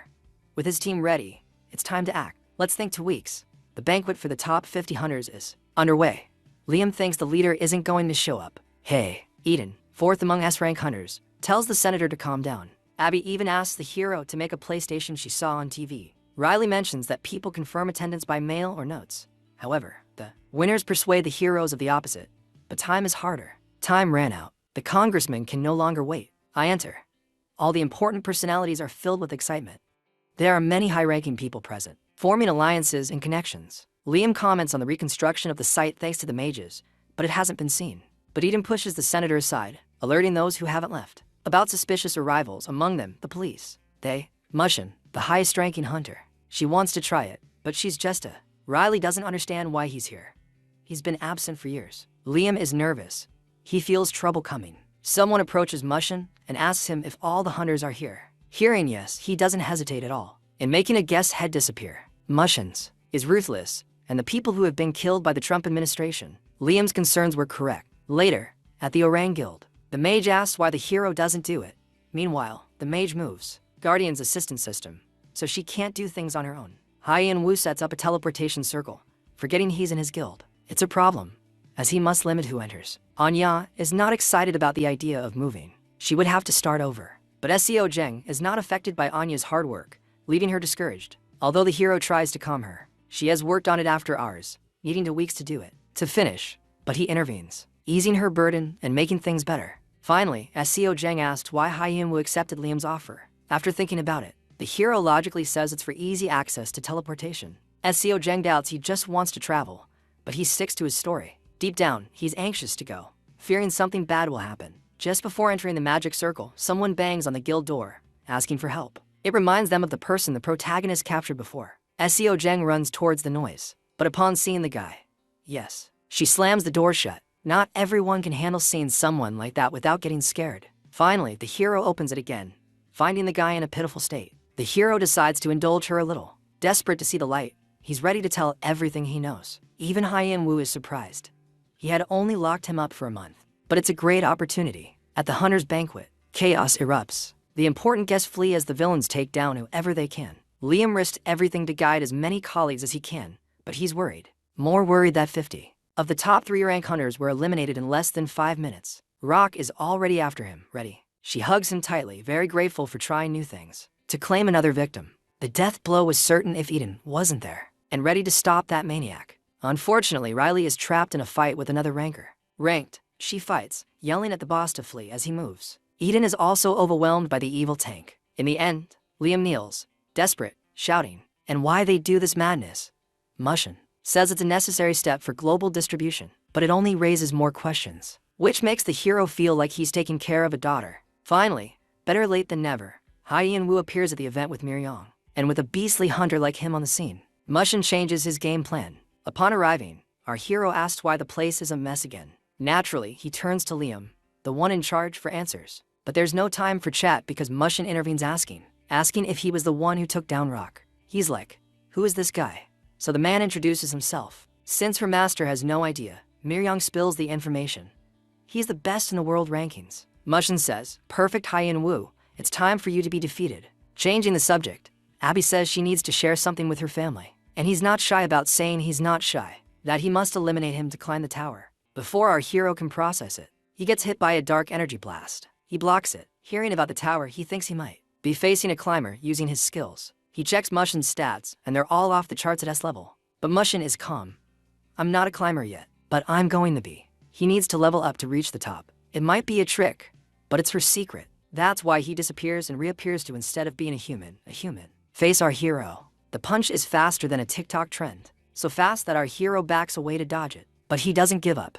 He does a flip and throws a kick, landing a hit to bad. It doesn't hurt him. Mushin grabs his leg, deciphering his moves. As martial arts brothers, Mushin is a man you can't forget. He's excited to test his skills. He starts with a big punch that sends our back at home, the hero's friends. Hero through the walls. Miryong is worried about her master, but she can't stop watching. But he's not alone, because to face the girl, ranks 2 and 3 are ready to fight. Outside, the guys are in a loud and wild fight. Mushin's fists disappear quickly, making it difficult for our hero to block them. And more than that, he's annoyed because his enemy said he wasn't a climber. Wonder why he's staring at his food instead of eating.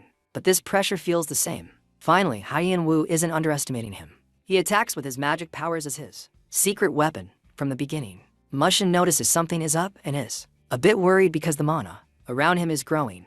This is because of the weeks of research our hero did. The Asura's annihilating fist is a bit slow, but if it catches the guy, the game begins. Although repeating the 10-step extermination is not possible to increase his. Abby mentioned a new climber possibility. Human, Haiyan Wu decides to go big like a goddess. Mushin feels the pressure from the hero's skills. As he extends his hands, a large amount of magic flows through our hero. Then, using the blue god's martial arts style, he throws his best annihilating punch. The energy is huge, even pushing our hero back a bit. But the end result is a disappointment, because Mushin stops it with one hand. Not a scratch, Hyen-woo is not. He's stunned by how he counters it, but the martial artist is done talking, and before leaving the tower, there were 3 cracks, and from behind hits the hero's back. The blow is strong and Hyen-woo falls to the ground dizzy, but the enemy continues relentlessly kicking, knocking him far away. Finally, Mushin can't help but say that Hyen-woo has gotten it all wrong. Although it's not in his favor, he explains that there's nothing great about the hero's skills. All the mana in his veins is just a careless release. Then he asks if that's all he's got, because as someone who has trained for centuries, he's not going down easily. Normally, one should disappear, but 2 of them haven't. However, this last part was not what our hero expected. Seeing his stats, he thought it was hard to be number 1, but he forgot the memory regression skill. Mushin reveals he's an ordinary human, but with the ability to be an ordinary human, to train eternally, which allows him to master all martial arts and break free from being just mortal. To our hero, this makes no sense, but he's more focused on preparing for the next attack as, after all that talk, he's ready to show him what martial arts are really about. The wine from the hunter's palm goes boom, leaving the hero thoughtful, and he slips behind our hero like a ninja. Then, bam, he launches the Chayama fist towards the sky, making the guy fall like a meteor, though injured. The guy isn't done yet, he executes the blue dragon kick and a reverse spinning kick. Reverse spinning kick. Then he throws the cursed wind fist and the demon dragon strike to finish it. Finally, he uses the heavenly dragon style and tops it off with the northern divine heaven move. All you see is an epic flash. Changing the subject, Seo Kwon reminds the hero that he's leaving for Germany in 3 days, and Mushin waits, excited. He sees the hero still standing, and he's like, wow, respect. Hyen-woo knows that if it were anyone else, he'd be finished by now. He thinks about escaping to the subspace, but he realizes no. He realizes Miryong is the next target, so he stands his ground, ready to fight, surprising the enemy. Although he's exhausted, he knows he needs a friend. Does he need his secret move, or will it be game over? But his body is on strike. Then, after taking a bunch of hits, the system says, here's a durability boost, friend. He offers to go with him, but Hyen-woo says it's a short trip. Back to the martial artist. He's still giving compliments, but now he's serious about finishing it. He unleashes the flying dragon attack and bam, a magic dragon appears, but he's not the only one. But surprise, Hyen-woo disappears and emerges behind the martial artist, who misses his punch. The hero takes advantage and throws the Chayama punch. This time, the situation changes, giving the hero the upper hand. Seo Kwon wants to see the tourist spots, but Hyen-woo knows there's no time for that. Suddenly, Hyen-woo's wild mana calms down, and it's not even a matter of martial arts. Although he has questions, the hero has them too, so don't worry. He just imitates all the enemy's kicks. No big deal. Besides, he copies the mod. Northern Divine Heaven move just for fun. Mushin is astonished and the hero says, I've been watching, buddy. Hyen-woo has been channeling his mana into his eyes, observing the enemy's movements. And it was a piece of cake, because the technique was smooth as silk. Seo Jun believes that mage hunters can repair damage, but it came at a price, although it was the only way to do it.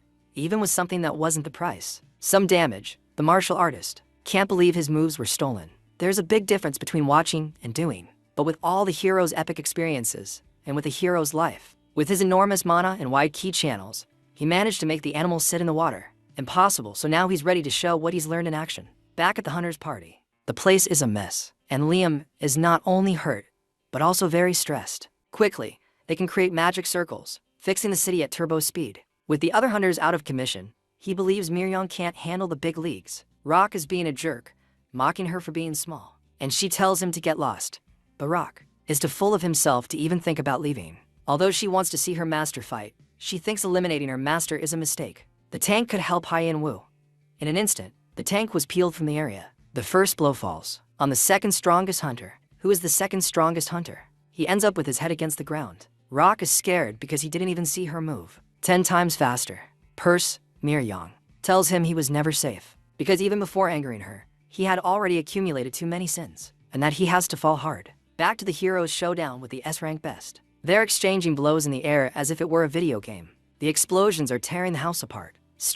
But they keep going like Energizer bunnies, until the hero lands a devastating blow, sending Mushin flying into the rubble. That way, no city is left destroyed by monster invasions. The martial artist is furious, thinking that Hyen-woo can level up during the fight, something only true masters can do. He decides it's time to give it his all. His body emanates a creepy black energy, After a gust of wind, the hero is surprised. Mushin has adopted the demon god descendant mode. In the hero's mind, this isn't what a climber should look like, but Mushin is sure he has everything under control. Props to the mage class hunters, as Xiao Zheng mentions a big auction in Germany soon. Still, the hero is not afraid, because he can do something just as impressive.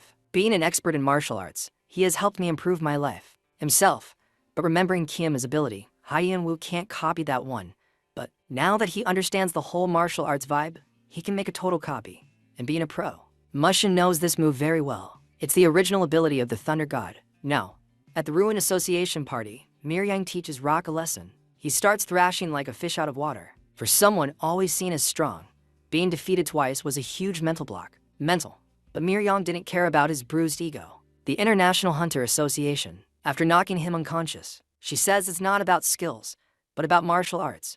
Obviously. Besides, she has no time to waste. Her master is fighting. Main showdown. You only see epic lights from their gliding moves. Even with the upgrade, the hero is a hero. He keeps facing off, exchanging blows. Haiyan Wu's body begs for rest, but Mushin is sweating. He could lose. Organizes this epic auction there. Since it was a rookie move, the Thunder God was draining the hero's mana. Mushin, on the other hand, feared his defense would fade. It was state. They knew they couldn't keep fighting there. Before attacking, the hero moves, but he sees a black vortex approaching and dodges it. It ruins everything it touches, almost without fail. But Mushin thinks not, that the death vibrations should alert the guy to the move. The hero is going there, and his team wants to go with him, using teleportation. Seeing this, the hero criticizes the ranker for using magic instead of martial arts. But Mushin only cares about stopping the guy, so he doesn't mind. So he channels more of that black energy, forming a black energy system, taking a core within him, and activates the demon god's extermination. All that energy explodes in a powerful blow. Upon hitting the hero, he relaxes, but not for long, because he sees Haiyan Wu holding that energy with his hands. And then, poof, it disappears, with a mischievous smile. To Xiao Quan's delight, the hero thinks it's a great idea for them to go together. Mushin can't believe this is real. But as the guy was taught before, now the woman is taught. Now the hero is ready to teach and improve his martial arts from the criticism that unleashes the young ones. The second coming of the Thunder God upon Mushin. The energy beam is epic, and the experience is very good. Impressive explosion. However, Haiyan Wu is unfazed by his magic. Finally, the system marks his victory. With this win, his information authority goes from low to medium, and he gets a notice about a force summoned to the system room in 3 days. Finally, although he won, to the Hunter Association, delving deeper. No, the hero doesn't look too good, but he gets an item called Mushin's Incomplete Origin, revealing the secrets of his training. But terms like Reserve Assistance or Labyrinth Stone Meter are gibberish. Finally, Miryang appears with Liam, and the hero can smile and celebrate, because although it was difficult, he still came out victorious. Although from a distance, a sneaky camera captures all these moments. At a suspicious round table, somewhere mysterious, they believe the cracks are related to the floors. If Abby is right, there are still 2 climbers. The black climber hears about the defeat of the hidden climber and the king. Reserve, so he finds it quite juicy, thinking there would be no drama. The truth is that humans don't level up easily, but in crises they really push themselves. The round table asks if this will be a problem for the climbers, but it is said that at least Mushin hadn't met a high-ranking member yet, as he was a reserve. But according to this member, the Guardian will never run into a higher-ranking climber. And the other nods, after the other nods, of everything. Even if he enjoys this false sense of victory, his end is just around the corner, but reaching him will be difficult. Besides, Haiyan Wu has more on his plate. He definitely needs to level up because, although he's been in some battles, they were mid-tier, not top-tier. Xiaoyan listens and asks what kind of preparation this is. She laughs at his distraction, but says if he needs to prepare, he should do a 3-day speed run. In the end, those 3 days for the trip pass quickly, and 5 days later, the German auction began. In China, shady things are happening. Yuk Xian Wu's papers are burned. The police chief is at the... He went to see the Pado Guild at 1 p.m. at the Central Palace, but he hasn't returned, which is suspicious. Something might have happened to him. Thinking the boss might be finished, the aide hurries to get rid of the evidence and flee. Craig, he thinks he can sneak away since he's just a second-rate aide. Maybe it would work if it weren't the Pado Guild. Suddenly, someone interrupts the guy at the hotel. This person suggests the guy come to the door. Probably a hunter. From Pado, laughs, saying he won't eliminate him without having some fun first. Still, the aide is scared because he's facing a numbered knight. These assassin hunters from the main office are called knights. They are usually in the top 40. The guy wonders why they're here, and the knights. But deep down he knows the truth. Instincts kick in, and he tries to crawl away. To flee, but with no chance of winning. The inevitable happens. Revenge against the Ares Guild. Other hunters arrive asking about the target and are informed that it's already done. Finally, they realize it's time to leave and discuss whether to wait for Wu. They don't think it's necessary because they could have already helped with the guy who got the dungeons. For hunters were sent to finish the job with him, and although it seems excessive, they understand because he handled the last big mess. Jonas is chilling with his team, watching the auction. Seo Kwon asked when the hero will stop wearing that hoodie. Seo Jang understands wearing it in certain places, but not here. But the hero is more annoyed that they're criticizing his style, specifically his lifestyle, especially since he wore the same look at the awards ceremony and nobody said a thing. Changing the subject, Seo Jang mentions there are no S-rank items today, but there are Y-rank items. But she's not too upset because they're rare. Wu hears this and realizes his mysterious essence from the goddess of chaos is one of those items. He got it at the awards ceremony, a drop from the mysterious goddess of chaos. Aside from the rank, there's no info on its function. He remembers his friend looked down on it too. The authority limits, nobody knows anything. At the auction, the first item sells for 1 billion to buyer 32. He reviews the details, thinking it's fine. But even when seeing an S-rank item like Aslan's Great Spear, he is not interested. Knowing it's an imitation with no history, he feels like leaving. Outside the auction, there are hunters. But even though they brag about their past, Wu isn't worried. The truth is, he's not. He's listening to arrogant extras talk. So this time he warns them not to go home. He warns that he's going to teach them a good lesson. By their faces, it's clear they regret showing up that day. In Martin's office, his partner reveals data on the Korean branch leader, who is likely still active. About the other guy, he says they are about to fight. But more than a year later, they've met again. Martin notices his assistant fears the knights aren't up to the challenge. When he asks, the guy says they sent numbers 4, 7, 9, and 10. Martin is calm. Although he knew 4 knights wouldn't be enough to defeat his enemy, his plan was just to see how their artifacts would affect him. Meanwhile, Wu defeated those assassins and took one of those artifacts. So it's not a defeat. Martin is still getting answers. In a dark place, someone relaxes at a large table. The bad vibes this guy gives off scream that he's not just some random dude. He finally asked what's wrong. And another guy there says the climbers were defeated. He reveals the names of the 2 who reached the 9th floor. The evil guy applauds, thinking the Guardian would be easy prey for the climbers. Who will reach the 9th floor next is still up in the air. With this twist, the guy is excited to see who is at his father's house. Now back to the protagonist. He has a bag full of loot. His squad was impressed when they left the auction and saw him surrounded by bodies, but luckily the cameras were still there. They captured everything. Jiyeon asks if he found anything, but the hero says no, nothing. Besides, it's incredible how the cameras caught everything without anyone noticing. But beyond that, the guy criticizes the hero for leaving them unrecognizable, especially since it looked like a one-sided beatdown. Wu remembers their attack combo was tricky, but nothing he couldn't handle. Since they were outdoors and casting distortion spells, there would be no record. Finally, Jiyeon goes to get souvenirs before returning to Korea, but it's not clear who they're for. So the protagonist is left alone with that big bag and leaves. He's curious to check it, and then, using his status power, he finds Bjork's Hungry Spear. But with the power of information, it's renamed to imitation. There are many things with the imitation label that can't be understood, suggesting they are fakes with some random code. They could be fake artifacts. But Wu finds nothing about the creator. In the end, he feels something is up. Yesterday's attackers were better than the others, so he thinks of 2 options. Either they're from the Ares Guild or mercenaries, which complicates finding the mastermind. Setting that aside, the hero knows he can't waste time on the artifact mystery. After all, the hero is going to the woman's house. He still has to go back and teach Wu a lesson. After thinking that, the hero enters the guild, kicking the door and accidentally hitting an employee. Wu demands to know where Wu is, if he's not in the office, and threatens the guy for playing dumb. Sadly, all he knows is that Wu left 4 days ago. And where? He said he went to China for a meeting with the Pato Guild, that night at his friend's house. Wu asks if the guy knows anything about the Imperial Guild. The guy says they've taken almost all the dungeons in China, that they used to only have half. It wasn't easy, but in China it's legal to take control by force. Wu feels the survival of the fittest vibe, but the guy warns it wasn't always like that. At first, all dungeons belonged to the country, so transferring them was complicated.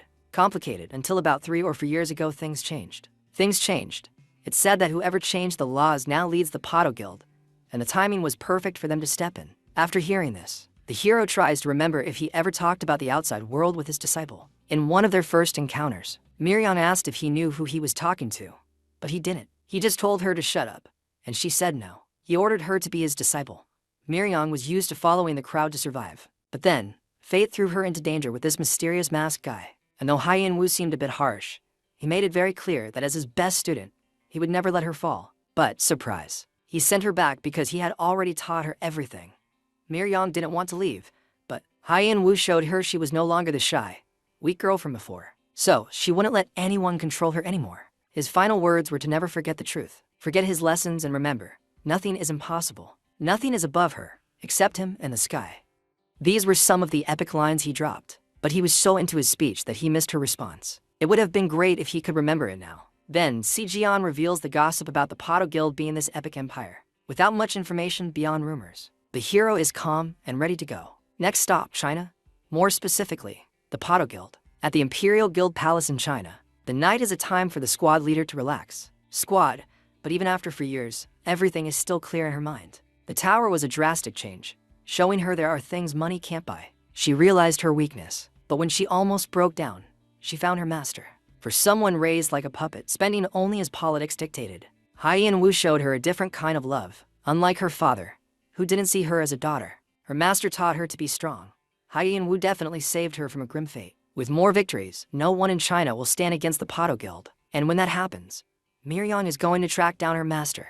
She mentally promises him it won't be long. In a capital city hotel, those hunters from before receive a message to stop Hyen Woo. One is calm, but the other is very nervous. The young man admits he's scared too, but he knows escaping isn't an option. As assassins, they must prioritize. They have to buy time until Hyuk Woo is eliminated. Still, why Martin sent them on this crazy mission is a mystery. They know the young man doesn't fail. There are 10,000 members of the Knights, ranked by strength, often enhanced by artifacts. But the hero took care of 4 of them alone. The plan was to avoid fights until absolutely necessary. Then, out of nowhere, the hotel shakes like an earthquake, and a knight is thrown against the wall. His partner draws his weapon just in time to defend against the attacker.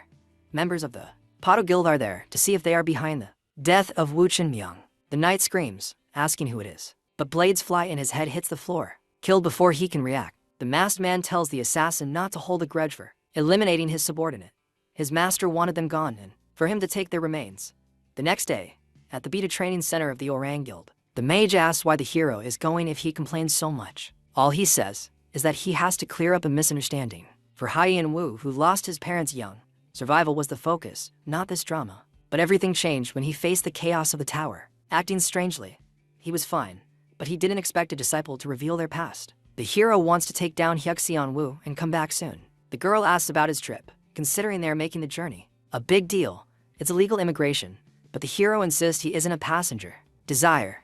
The problem is there, but he's not worried. Hyen Woo has always handled everything, but now he feels torn. She's worse, sleepless because the hero left suddenly. Then, SCO Zheng approaches him, ready to ask something important. And suddenly, a few seconds later, our hero's eyes open in China. And wow, he probably wishes he hadn't, because he's looking at the Pado Guild's embarrassing slogan. The only thing above you is the sky. The sky, or basically just him and the sky, as he told his disciple. The soldiers shout, "Who is this guy?" and ask for identification. But Hyen Woo doesn't care and jumps the wall. Before facing the Ares boss, he has to end this nonsense. Hyen Woo is focused, using his shadow step to attack the building. The soldiers go crazy, calling for backup as if it were a drill. But Hyen Woo gets even angrier when he sees these clowns using his mask. He normally dodges attacks like a pro, but now he sees they're using his moves. He's angry because the copy is so bad, even though they sold the idea that it was legit. He can't believe his disciple taught them this. He tells them they're doing it wrong and shows them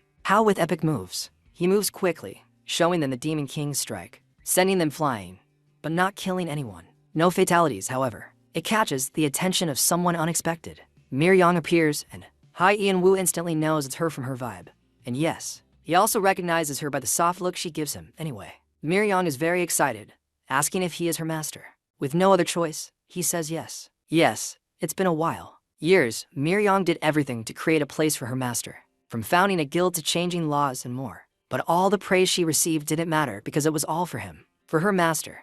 So she kneels and says she has waited for him for 1,530 days, 2 hours, 21 minutes, and 30 seconds. Although the hero feels weird, everything is possible. They bow to the guild master of the largest guild in China. After their reunion, they head to the master's ornate throne. Hyen Woo feels weird being treated like a deity. So Miryong asks if he doesn't like it. Why yes, if he doesn't like it, she's ready to fire the chair makers. Hyen Woo tells her to calm down with the nonsense, and asks her to relax. Sitting there, he just thinks about how much money this throne cost.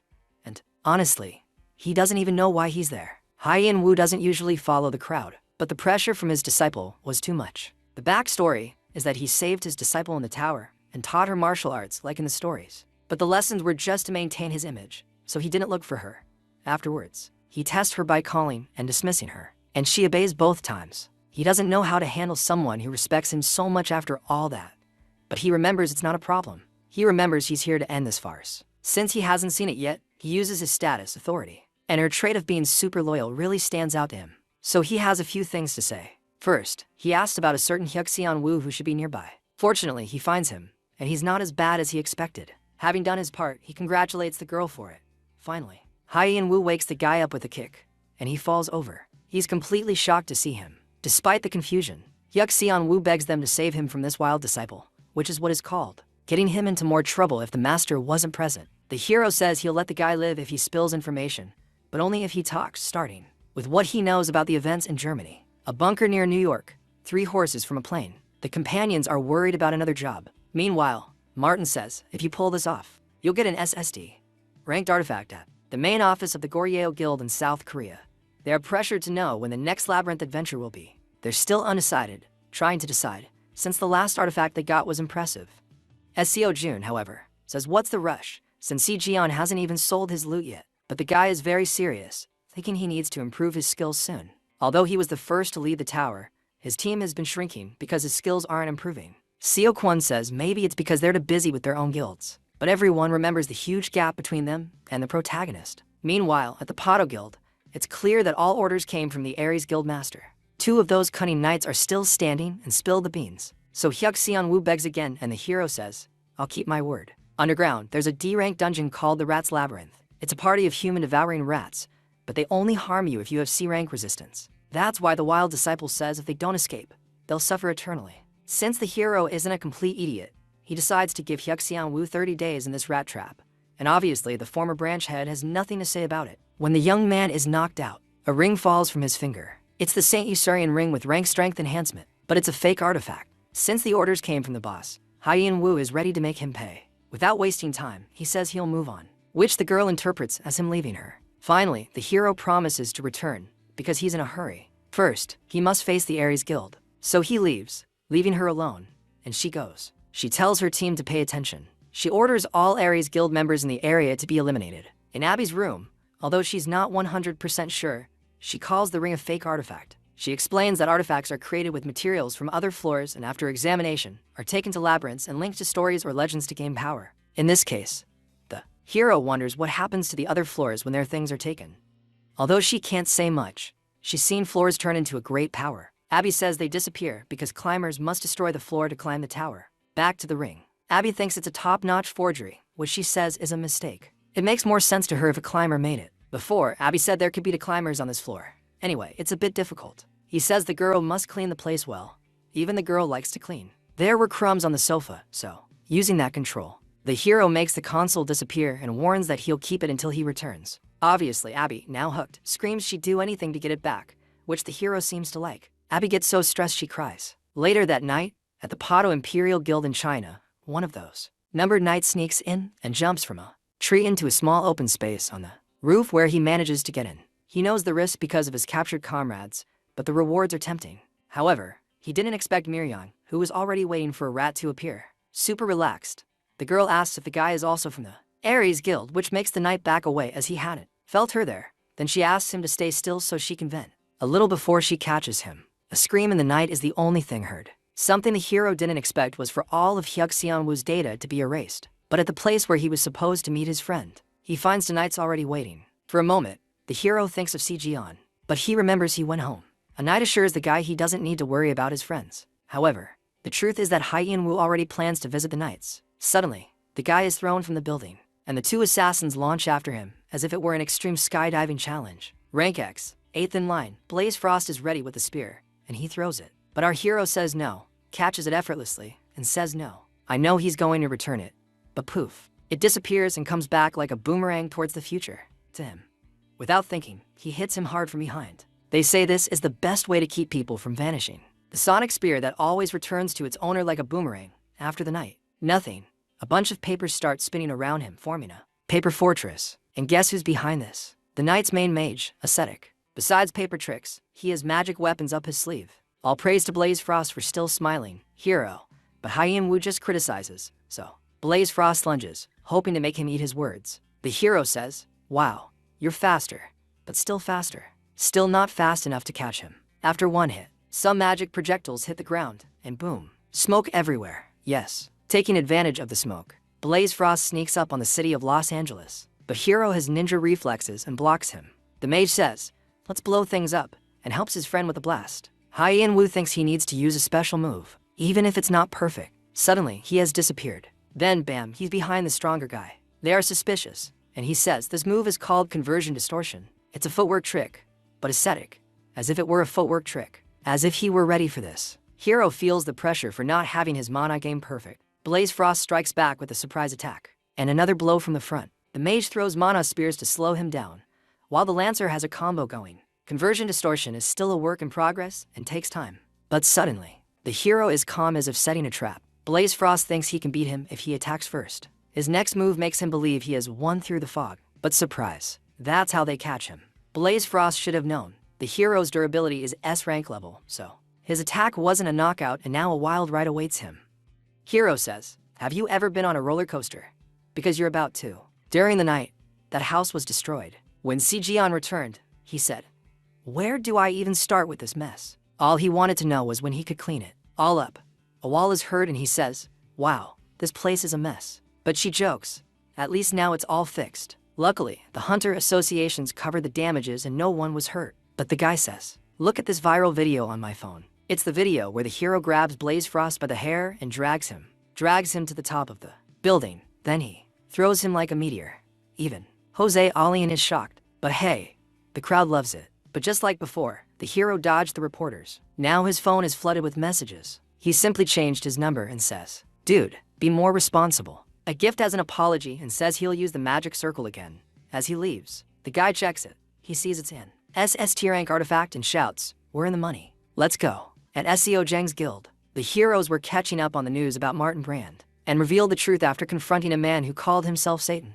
To him, it turns out Martin, the guild master, ordered the hit and was hiding in a shelter, secretly recording everything as proof. Finally, Anya says she can't go home, that the circle is ready, but she looks exhausted. He asks her to teleport him to the Ares Guild headquarters, but first he throws a phone to Anya and tells her, use this now, and she's excited, surprising Hyen Wu when the portal activates. Our hero is taken to a cave, and it's definitely not the Ares office. He first thought of Anya's betrayal, but then, surprise, there's someone there. Hello everyone, nice to meet you. Heroes, even Martin is like, wow, I already know you. Then Hyen Wu doesn't miss a beat, bragging about the assassins he defeated. But Martin says, no, those knights were just a decoy from me. I am the guardian of the 9th floor. Hyen Wu tries to impose his rank, but it doesn't work. He seems like a climber, surprising for a guild master. Hyen Wu thinks, interesting multitasking problems. Martin says, do you know why I sent those coordinates? Hyen Wu is very confident, but oops, it's a trap. Hyen Wu says, whatever, and lunges without hesitation. But bam, a barrier stops him, and Martin says, this isn't just any barrier. It not only blocks him, but throws him back. And as he regroups, he's shocked, gone, because there are many magic weapons pointing at him. Then the guy says, let's introduce ourselves again. Martin says, I study motives. I'm sacred to the weak, an addition for the strong. Call me the imposter. Then the young man attacks, and our hero is dodging like crazy. He can't get close. He needs to use conversion distortion. But where? With a barrier like that, weak attacks are a joke. Hero prepares a magic attack, like with other climbers. He wants to use the Asura attack, but it's slow, so he chooses plan B. Hyen Wu lunges with mana wings and breaks the game. He breaks the barrier with a divine kick. The shields fall, and he follows up with another blow from above. But a few words nullify all the power of his attack. Martin says, no. He drains all of the hero's mana. And then, with a solid punch, man, he sends Hyen Wu flying meters away. Hyen Wu says, no mana, which Martin receives. We're in a mana frozen zone. Friend, he's been watching Hyen Wu since the start of the Guardian's house. Most of Hero's skills require mana, but it's not a problem. But Hero has already finished the lesson. Martin says, you understand. Hero says, we're fried. The Ares Guild leader says, right? I don't have mana either, but I have artifacts. Hyen Wu can't use his footwork, so He takes hits while trying to flee, and his resistance doesn't help. The artifacts are S rank. The hero is the one who's going to get killed. He thinks he's trapped inside that barrier. He looks for something to freeze the spear, and boom, it's the spear. He gets closer. He finds a strong barrier, but not strong enough to stop him. After a counterattack, he's on the ceiling, launching himself. He remembers a cool kick move he read about. Divine Kick of the Thunder God. The impact is epic, and he's ready for the future. Ready for round 2. Martin says, "What a shame." He attacks with his spear, almost reaching his enemy. Hero, but he dodged at the last second, sliding across the floor. Without mana, the hero's skills are impressive. Before, Martin is impressed and shows more skills. He has the Divine Sword of Ashkelon. That absorbs powers from other weapons. Alright, get ready because this is going to be epic. Watch this. They managed to cram more than 12 powers into a single item. Incredible, right? In an instant, Martin is right in front of Hien Wu, and the poor Hien Wu feels like a turtle in a race, totally outmatched. And to make matters worse, his mana is frozen, so dodging. Yeah, it's not happening. Martin doesn't let up after one hit. Oh no. He changes his sword and keeps hitting Hien Wu until he starts coughing up blood. Then Martin pulls out the only weapon he didn't clone, as he has the original. He pulls the legendary sword Gigantamacha from his inventory, and with that beast of a weapon, you can't even see. He doesn't hesitate, he just doubts it. He drops it on Hien Wu to bury him like a bad secret. Boom, lights, smoke, and a massive explosion. But even Martin is like, wow, what just happened? Because even though he gave it his all, Hien Wu is not lost. Hien Wu is still standing. Barely, but standing. Hien Wu has a question, which is a bit weird since now he has a chance. Finally, he asked why they are trying to eliminate him. Martin said it's easier to destroy the floor by eliminating the Guardian. And about climbing the tower, it's all about claiming the throne. Hien Wu still doesn't understand any of this throne business, but the Ares boss is ready to end this. Then Hien Wu says, "Thanks for the battle tips. Now I'll make you disappear." But before that, Hien Wu vanishes. Hien Wu escapes to the system room, and as he's in the moment, injured, Abby appears to help him adjust the place. Back in the cave, Martin is furious because he can't follow. He can't track Hien Wu's location to finish him off. But then he sees a thread of mana floating, and since teleporting to Earth involves spatial jumps, that thread means Hien Wu isn't really gone. Being in another dimension isn't easy to detect, but Martin has noticed and is ready to end this. In Abby's dimension, he's surprised to be on the first floor of the tower, but even more so, that Hien Wu is still injured. Although mana treatment is helpful, we need a healing potion or artifact urgently. A climber who copies artifacts and freezes mana. Yeah, it's a mess, and Hien Wu can't stay for more than 20 minutes, but he tells Abby, with a smile, that he's done training. She doesn't get it, but she thinks everything's fine. So he says he's leaving, but tells her to think of a better plan. He just pats her on the head, because he's sure this time it's going to be great. Finally, no need for a rescue. Hien Wu calmly exits the dimension. Martin has been waiting and tells him, "Welcome back." Hien Wu just laughs because he knows it's a man, that Martin is about to be defeated. Martin, all angry, prepares to take down Hien Wu's arrogance. Hien Wu has been mastering a bunch of martial arts. In the tower, most of them imaginary, but his focus in the tower is very important. The main thing wasn't martial arts. The flora movement to mix flowers on a tree was more of a concept. In stories, it's called a principle, but since he couldn't master the technique, he stopped training. He had many masters in his head, but none to clear his doubts. In just 6 hours, Hien Wu had a moment of enlightenment in the system room.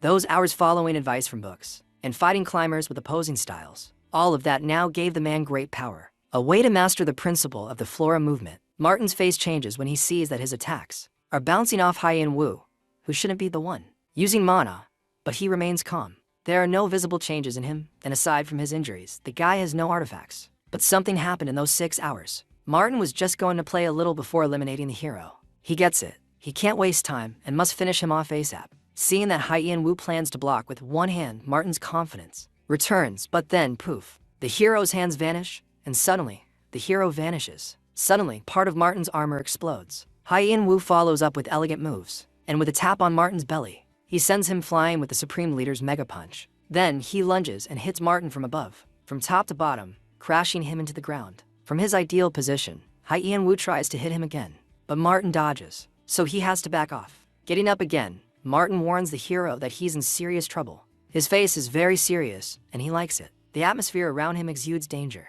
It turns out it's pure mana, not just a cheap artifact trick. It's explained again that the Gigantamacha weapon can take stats from other weapons. but the hero only sees the warning as a childish tantrum and dismisses it, irritating Martin even more. Deep down, Martin knows his body can't handle this power, and he needs to end it with an epic blow. So the weapon crashes into our hero with all its might, exerting incredible pressure on the guy's hand until an epic explosion. Martin dreams of victory, but when the dust settles, the idea of Hyen-woo being arrogant for using one hand vanishes. The worst part for Martin is seeing the exhaled mana. It was his energy, but Hyen-woo brought his energy. Calmly, he wanted to return it with a mega punch, using the first step. Movement of the floor style, the technique of the 1,000 reflecting punches comes into play. Martin takes the hit, trying to exist, but it's on a completely new level, destroying everything in its path. In the end, only Hyen-woo is left standing, and a notification appears congratulating the hero on his victory over the hidden climber. Although Martin's body begins to fade, one thing remains, and when he grabs it, a message says it's an S-grade subspace for storing things. At the same time, the item tries to identify what enters the subspace, and it detects the Gigantamacha. The S-rank item is stored, being the treasure of the giant king that can split the heavens. However, Hyen-woo thinks the reward is somewhat disappointing because the subspace only holds 15 items. It's time to go back, but his clothes and phone are destroyed. Results: someone opens the door, telling the master it's almost time to leave. Unfortunately, he didn't expect to see the hero there. Without wasting time, Hyen-woo grabs him and sends him to the floor with a punch. Already defeated, he decides to relax a bit and threatens him for his clothes and a phone. 3 days later, at the Korean branch of the Hunter Association, everyone is excited because Hyen-woo will reveal live who attacked him.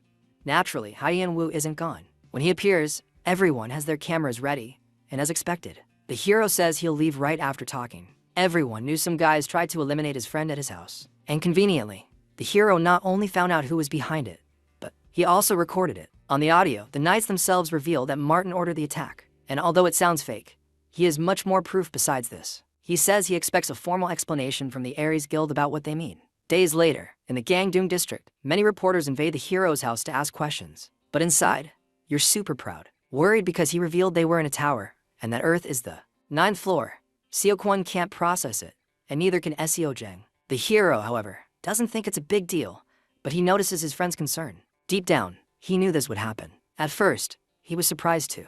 Sooner or later, he had to tell the truth. Seo-jeon finally understands why Hyen-woo always does good deeds. With everything revealed, Seo-jang asked if the hero went to stop a climber.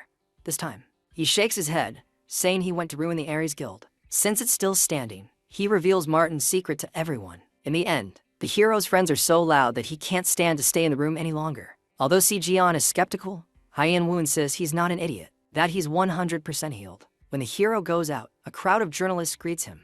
But the real surprise, his disciple is also there with a limo ready to go. Miryong is all proud, saying she's there to pick up her master. Hyen-woo is more worried than excited. Then, the hero's friends are left speechless and open-mouthed upon meeting Miryong. Hyen-woo asks who the others are, and the girl explains they are her personal guard. But since the hero doesn't like it, he dismisses them. Meanwhile, Seo-kwon is still trying to process the Imperial Dragon. Standing there, he's screwed. Seo-jeon says it's a nickname for the top 5 hunters in the world. Hyen-woo's mind is blown because when he was her master, she was so clueless she couldn't even see anything, since he barely taught anything useful. So it didn't make sense for her to be so strong. However, Miryong suddenly kneels, begging her master to forgive her for not keeping her promises. The words that no one could surpass her, and that stuff about the sky. As she reveals her dark past aloud, Hyen-woo has no choice but to tap her on the head and scold her. Still, after being scolded, Miryong went to her father's house. Young acts as if she enjoys it. Se-hyen tries to join the conversation, but the girl's intense vibe makes him back off. Inevitably, the guy asks about their relationship, so the hero says she's his disciple, while still scolding her. Having the world's 5th-ranked person as a disciple affects the ego a bit of Seo-jeon, with so much going on. Soon, Hyen-woo starts to get annoyed. Seeing this, Miryong offers to eliminate everyone, but the hero says no without excuse. To explain why, then his attention turns to an expected message. Now he has decided to go to the Seungnai district to relax. After all, those from the Aries Guild send a response. Later, at the meeting place, the hero sits down and feels good. And he says he only came because the person across the table wanted to talk to someone involved. Then he asks to hear what the co-creator of the Aries Guild, Coward, has in mind. Coward complains about dealing with the fallout after Martin's disappearance. What Hyen-woo showed at the press conference. Also, the guild master's disappearance was a disaster because... Why? Because with the chance of having defeated Martin, he would be far above his level of... Anyway, knowing he must handle this quickly, Coward asks what the hero wants. And without wasting time, He promises they'll do their best to provide maximum support. But he goes crazy when he hears the demand to hand over all the guild's dungeons and leave Korea. To back up his point, Hye-in-woo says he knows all the shady things they did thanks to the boss. And from Coward's face, it's clear it's true. But out of mercy, Hye-in-woo adjusts the demand to only 40% of the dungeons. There's no room for negotiation. He leaves quite satisfied. Leaving the place, Miryong is ready. He didn't ask, he lets the guards he brought go. The hero decides to go home, and Miryong tries to hide her feelings. Just as he gets distracted, the girl moves. He notices Coward's desperate look, and when Hye-in-woo goes out to check his disciple's limo, she takes the opportunity to have her team teach the CEO a lesson, or give the CEO a lesson. Shortly after the order, it's carried out. Coward screams, begging for mercy, and is thrown against the wall. He doesn't understand why the Imperial Guard is there in person. One of the guards blames Coward for this, and although he doesn't comment on it, he understands he is punished. The final warning is that nothing can be done. They don't care about his actions, but they'll make sure he's finished if he Yongjae Miryong again. In Abby's dimensional space, the girl cries from the cold. Abby's hero is Abby's hero. He says she can call him if she needs to, but she mentions a restriction. Abby says when the Guardian enters the system room, he can't be summoned for 5 days. The hero asks if any skills leveled up. According to the selection, the hero hasn't leveled up. Stats, his agility improves. It improved, and Abby too. That the descriptions of his personality also improved. Hye-in-woo is excited, thinking the skill will give him epic advantages, but it doesn't. But surprise, he needs to level up more to get other improvements. He drops onto the sofa. Bored with how slow things are going, Abby suggests he save them. They might tell something interesting. She mentions these climbers, reclimbers who climb the tower again after reaching the top, which means if they've been there, they might have interesting data. Before, thinking of the imposter, our hero recalls his mind, goal of the throne, but he still doesn't know what it's about, and oh surprise, he needs to leave now. But Abby doesn't mess up this time. She gathers her family. She remembers to ask for the PlayStation again, feeling it. The pressure. Hye-in-woo grants her wish quickly. In the Hanam building in Gyeonggi-do, the large construction attracts stares, but Miryong is calm, saying it's a worthy gift for her master, even though it makes him uncomfortable. Ji-yeon is there speechless because this land is his. It wasn't the government's. Hye-in-woo asks how much she spent on this, but she says it's little compared to what she got from him, which makes our hero a hero. He feels somewhat guilty for being treated like a king. Getting to the point, Miryong asks if he wants to take a look inside, while she tries to read his mind. Hye-in-woo suddenly blurts out, yes, she's a weirdo, which, spoiler, it doesn't go well. Later, at the mansion, he met a man named David. Ji-yeon jokes with the hero, but he sees him. He ignores him and asks when his disciples. The two guys return to China. She feels somewhat discouraged, thinking she's a nuisance, but even with the guild's obligations. Miryong is focused on Hye-in-woo, so the hero dismisses her, feeling the pressure. That she's leaving, he continues. He's curious if anything happened between the guild and his friend. Despite wanting to forget, Ji-yeon can't ignore Miryong's constant praise. Finally, he asks when the guy is heading to the US. To explain, he mentions a message from the International Association about the new S-class ranking change. Remembering that rankings mean money, Hye-in-woo is excited to go and cash in. Ji-yeon thinks it's a great honor to be recognized and ranked higher, and the hero agrees with that. Days later, in the US, the hero arrives at a huge building. All this just for the International Hunter Association. Incredible, right? Then, Miryong proposes building a larger temple for him, but he refuses. Finally, Ji-yeon meets Mr. Leon, who gives a warm welcome to him and the hero. His friend introduces Mr. Liam as a council senator, and they exchange their information. They exchange greetings. Mr. Liam tries to shake Miryong's hand, but she's not the only one. She's as excited as Hye-in-woo. Anyway, Mr. Leon greatly admires the hunter. Senator Hye-in-woo asks if he's coming for a ranking review, but it's obvious, so he leads them inside. Then, the senator opens a door to the evaluation room for S-rank hunters. Here, you touch the orb in the center, and your data is compared with others. Hero thinks it's boring, without an epic challenge, but he's quickly over it. He focuses on the task and concentrates on the task. He heads to the orb to show his power. When his hands get close to the orb, tensions rise, and the results appear. But from his expression, it might not be the news he was expecting. Changing to Seo Jeng.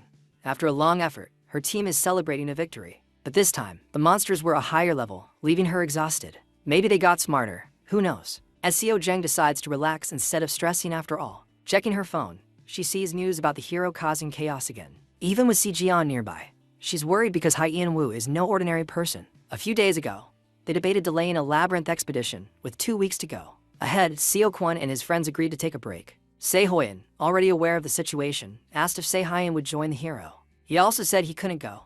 He had a meeting to finish that day. The girl was about to leave, but Si-jeon stopped her. He had a question. He wanted to know what gifts girls prefer, which was a bit awkward.